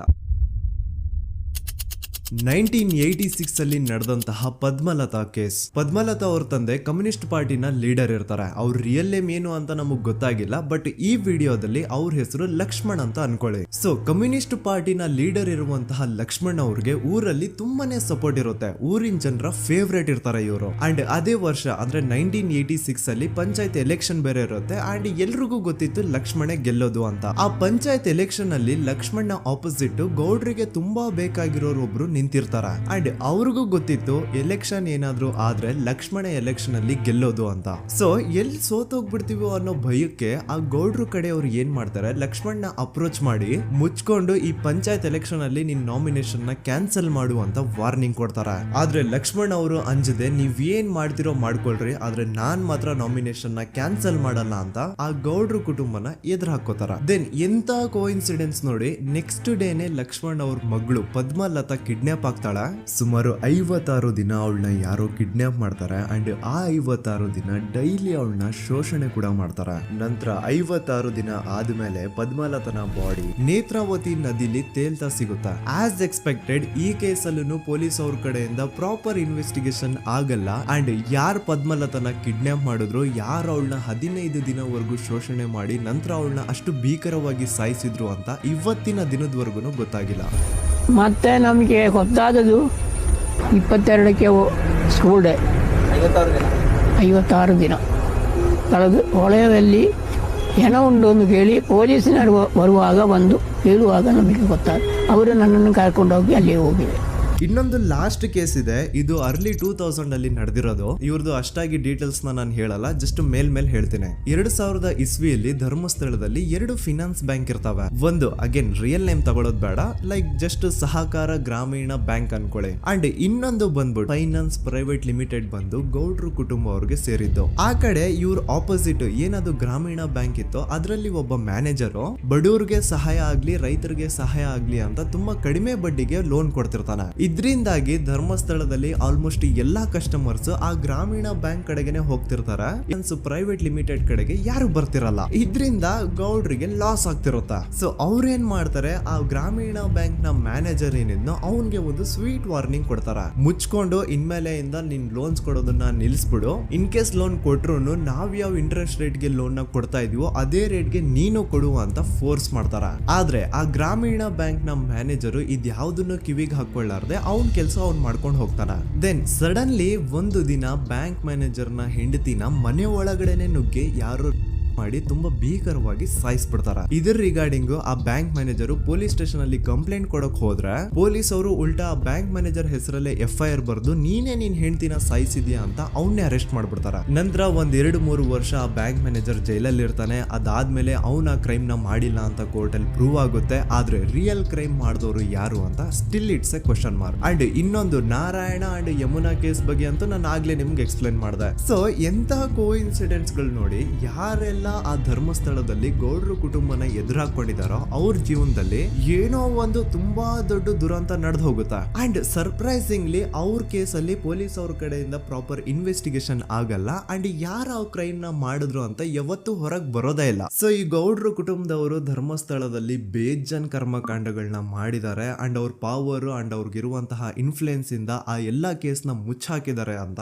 ಮಹೇಶ್ ಹಾಗೂ ಗಿರೀಶ್ ಮುಟ್ಟಣ್ಣನವರ ಹೇಳಿಕೆ ಆಗಿದೆ. ಸೊ ಗೌಡ್ರು ಫ್ಯಾಮಿಲಿನ ಟ್ರ್ಯಾಕ್ ರೆಕಾರ್ಡ್ ನೋಡಿದ್ರೆ ಧರ್ಮಸ್ಥಳದಲ್ಲಿ ಒಂದು ಹುಡುಗಿನ ರೇಪ್ ಅಂಡ್ ಮರ್ಡರ್ ಮಾಡಿ ದೆನ್ ಪೊಲೀಸ್ ಅವ್ರಿಗೆ ಲಂಚ ಕೊಟ್ಟು ಇನ್ವೆಸ್ಟಿಗೇಷನ್ ನ ಮಿಸ್ಲೀಡ್ ಮಾಡೋಷ್ಟು ಪವರ್ ಇನ್ಫ್ಲೂಯೆನ್ಸ್ ಈ ಗೌಡ್ರು ಕುಟುಂಬಕ್ಕೆ ಮಾತ್ರ ಇರೋದು. ಈಗ ಸಂತೋಷ್ ರಾವ್ ಅಂತೂ ಸೌಜನ್ಯ ಕೇಸಲ್ಲಿ ಆರೋಪಿ ಅಲ್ಲ ಅಂತ ಪ್ರೂವ್ ಆಯ್ತು. ಹಾಗಿದ್ರೆ ರಿಯಲ್ ಆರೋಪಿ ಯಾರು? ನೆನಪು ಮಾಡ್ಕೊಳ್ಳಿ, 11 ಅಕ್ಟೋಬರ್ 2012 ಸಂಜೆ 5 ಗಂಟೆ ಹಾಗೆ ಬಾಹುಬಲಿ ಬೆಟ್ಟದಲ್ಲಿ ಸಂತೋಷ್ ರಾವ್ ತನ್ನ ಪಾಡಿಗೆ ತಾನು ಸೀನರೀಸ್ ನ ಎಂಜಾಯ್ ಮಾಡ್ಕೊಂಡು ಸುಮ್ಮನೆ ಕೂತಿರ್ಬೇಕಾದ್ರೆ ಅವನ ಹತ್ರ 5 ಜನ ಕಿಡಿಗೇಡಿಗಳು ಬಂದು ಜಗಳ ತೆಗಿತಾರ. ಆ 5 ಜನ ಕಿಡಿಗೇಡಿಗಳು ಯಾರು ಅಂತ ನಾನು ಇಲ್ಲಿವರೆಗೂ ನಿಮ್ಗೆ ಹೇಳಿಲ್ಲ. ಸೊ ಅವರು ಬೇರೆ ಯಾರು ಅಲ್ಲ, ಚಿಕ್ಕ ಗೌಡ್ರು ಮಗ ನಿಶಾಂತ್ ಜೈನ್ ನ ವೆರಿ ಕ್ಲೋಸ್ ಫ್ರೆಂಡ್ಸ್. ಅವ್ರು ದಣಿ ಮಾಡಿರುವಂತಹ ಕ್ರೈಮ್ ಅಲ್ಲಿ ಬೇರೆ ಯಾರನ್ನಾದ್ರೂ ಸಿಗಿಸ್ಬೇಕಲ್ಲ ಅಂತ ಇವ್ರು ಬಕ್ರ ಹುಡುಕ್ತಾ ಇರ್ಬೇಕಾದ್ರೆ ಆಗ ಇವ್ರಿಗೆ ಸಿಗೋದೆ ಸಂತೋಷ್ ರಾವ್. ಅಗೇನ್ ಇನ್ನೊಂದು ಎಂತ ಕೋಇನ್ಸಿಡೆನ್ಸ್ ನೋಡಿ, ಸಂತೋಷ್ ರಾವ್ ಸೌಜನ್ಯ ಕೇಸಲ್ಲಿ ಅರೆಸ್ಟ್ ಆದ ನಂತರ ಚಿಕ್ಕ ಗೌಡ್ರು ಮಗ ನಿಶಾಂತ್ ಜೈನ್ ದೇಶನೇ ಬಿಟ್ಟು ಹೋಗ್ಬಿಡ್ತಾನೆ. ಈ ಕೇಸಲ್ಲಿ ಚಿಕ್ಕ ಗೌಡ್ರು ಮಗ ಇನ್ವಾಲ್ವ್ಮೆಂಟ್ ಇದೆ ಅಂತ ಯಾರಿಗೂ ಡೌಟೇ ಬರ್ತಾ ಇರ್ಲಿಲ್ಲ. ಡೌಟ್ ಯಾವಾಗ ಬಂತು ಅಂದ್ರೆ ಆ 5 ಜನ ಕಿಡಿಗೇಡಿಗಳು ಯಾರು ಸಂತೋಷ್ನ ಈ ಒಂದು ಕೇಸಲ್ಲಿ ಸಿಗಾಕ್ಸಿದ್ರು ಆ 5 ಜನರಲ್ಲಿ ಒಬ್ಬ ರವಿ ಪೂಜಾರಿ ಅಂತಾನು ಇರ್ತಾನೆ. ಅವನ್ಗೆ ತಾನು ತಪ್ಪು ಮಾಡಿದೀನಿ ಅಂತ ಗಿಲ್ಟ್ ಕಾಡುತ್ತೋ ಅಥವಾ ಬೇರೆ ಏನೋ ಗೊತ್ತಿಲ್ಲ, ಆದ್ರೆ ಅವನೇ ಸ್ವತಃ ಪೊಲೀಸ್ ಅವ್ರ ಹತ್ರ ಹೋಗ್ಬಿಟ್ಟು ಸೌಜನ್ಯ ಕೇಸಲ್ಲಿ ನಿಜವಾದ ಆರೋಪಿ ಸಂತೋಷ್ ಅಲ್ಲ ಕಂಡ್ರು, ಅವನ್ನ ಸುಮ್ನೆ ಸಿಗಾಕ್ಸಿರೋದಷ್ಟೇ, ನಿಜವಾದ ಆರೋಪಿಗಳು ಚಿಕ್ಕ ಗೌಡ್ರು ಮಗ ನಿಶಾಂತ್ ಜೈನ್ ಅಂಡ್ ಅವನ್ ಫ್ರೆಂಡ್ಸ್ ಸೂರಜ್, ಕಿರಣ್ ಅಂಡ್ ಕಣ್ಮಣಿ ಅಂತ. ಈ ಎಲ್ಲಾ ವಿಷಯನ ರವಿ ಪೂಜಾರಿ ಪೊಲೀಸ್ ಅವ್ರಿಗೆ ತಿಳಿಸ್ತಾನೆ. ಅಗೇನ್ ಎಂತ ಒಂದು ಕೋಇನ್ಸಿಡೆನ್ಸ್ ನೋಡಿ, ಈ ವಿಷಯಗಳನ್ನ ಊರಿನ ಜನರು ಮುಂದೆ ಹೇಳಿದಂತಹ ರವಿ ಪೂಜಾರಿ ಆಕಸ್ಮಿಕವಾಗಿ ಸತ್ ಹೋಗ್ಬಿಡ್ತಾನೆ. ಇವನು ಹೇಳಿದ್ದು ನಿಜ ಅಂತ ಜನರಿಗೆ ಯಾವಾಗ ಕನ್ಫರ್ಮ್ ಆಗುತ್ತೆ ಅಂದ್ರೆ ಸೌಜನ್ಯಗೆ ತುಂಬಾ ಹತ್ರವಾದವ್ರು ಒಬ್ರು ಯಶೋಧ ಅನ್ನೋರು ಕೋರ್ಟ್ ಅಲ್ಲಿ ಬಂದ್ಬಿಟ್ಟು ಸೌಜನ್ಯ ಕೊಲೆ ಆಗಿದ್ದ ದಿನ ಆ ಒಂದು ಸ್ಪಾಟ್ ಅಲ್ಲಿ ನಾನು ಈ 3 ಜನರನ್ನ ನೋಡಿದ್ದೆ ಅಂತ ಸಾಕ್ಷಿ ಹೇಳ್ತಾರೆ. ಈಗ ಎಲ್ಲಾ ಡಾಟ್ಸ್ ನ ಕನೆಕ್ಟ್ ಮಾಡ್ತಾ ಹೋದ್ರೆ ಸೌಜನ್ಯ ಕೇಸ್ ಒಂದೇ ಅಲ್ಲ, ನಾರಾಯಣ ಹಾಗೂ ಯಮುನಾ ಕೇಸಲ್ಲೂ, ವೇದವಲ್ಲಿ ಕೇಸಲ್ಲೂ, ಆ ಬ್ಯಾಂಕ್ ಮ್ಯಾನೇಜರ್ ನ ಕೇಸಲ್ಲೂ ಹಾಗೂ ಪದ್ಮಲತಾ ಕೇಸಲ್ಲೂ ಸೀದಾ ಡೈರೆಕ್ಟ್ ಡೌಟ್ ಬರೋದೆ ಊರಿನ ಗೌಡ್ರ ಮೇಲೆ. I really want to appreciate Kudla rampage YouTube channel, third eye YouTube channel, Girish ಮುಟ್ಟಣ್ಣನವರು ಸರ್ ಹಾಗೂ ಮಹೇಶ್ ಅವರು ಅಂಡ್ ಆಲ್ ಅದರ್ಸ್. ಇವರ ಕಾನ್ಸ್ಟೆಂಟ್ ಎಫರ್ಟ್ಸ್ ಇಂದಾನೆ ಸತ್ಯ ಏನಂತ 1 by 1 ಹೊರಗೆ ಬರ್ತಿದೆ and they are trying their level best to catch real criminals. At present Soujanya case ಬಗ್ಗೆ ಅಪ್ಡೇಟ್ ಏನು ಅಂತಂದ್ರೆ ಹೈಕೋರ್ಟ್ ವರೆಗೂ ಈ ಒಂದು ಕೇಸ್ ಹೋಗಿದೆ ಅಂಡ್ ಈ ಕೇಸಲ್ಲಿ ಈಗ ಇನ್ನೊಮ್ಮೆ ಮತ್ತೆ ಫ್ರೆಶ್ ಆಗಿ ರೀಇನ್ವೆಸ್ಟಿಗೇಷನ್ ಸ್ಟಾರ್ಟ್ ಆಗಬೇಕು ಅಂತ ಹೋರಾಟ ನಡೀತಿದೆ. ಸುದೂತ ಪ್ರಜೆಗಳೇ, ಇದಾಗಿತ್ತು ಸೌಜನ್ಯ ಕೇಸ್ ಬಗ್ಗೆ ನಮ್ಮ ಒಂದು ಡೀಟೇಲ್ಡ್ ವಿಡಿಯೋ. ಈ ವಿಡಿಯೋದಲ್ಲಿ ನನ್ನಿಂದ ಎಲ್ಲಾದ್ರೂ ಏನಾದ್ರೂ ಚಿಕ್ಕ ಪುಟ್ಟ ಇನ್ಫಾರ್ಮೇಶನ್ ಮಿಸ್ ಆಗಿದ್ರೆ ಅಥವಾ ಮಿಸ್ಟೇಕ್ ಆಗಿದ್ರೆ ಅದನ್ನ ದಯವಿಟ್ಟು ಕಮೆಂಟ್ ಸೆಕ್ಷನ್ ಅಲ್ಲಿ ಹೈಲೈಟ್ ಮಾಡಿ. ಈ ವಿಡಿಯೋ ಯಾವಾಗ ಯೂಟ್ಯೂಬ್ ಇಂದ ಡಿಲೀಟ್ ಆಗುತ್ತೋ ನನ್ಗಂತೂ ಗೊತ್ತಿಲ್ಲ. ಸೊ ಪ್ಲೀಸ್ ಆದಷ್ಟು ಬೇಗ ಇದನ್ನ ಎಲ್ಲಾ ಕಡೆ ಶೇರ್ ಮಾಡಿ. ಓಕೆ ಪ್ರಜೆಗಳೇ, ಇವತ್ತಿಗಿಷ್ಟು ಸಾಕು ಅನ್ಕೊಳ್ತೀನಿ. ನಾನು ನಿಮ್ಮ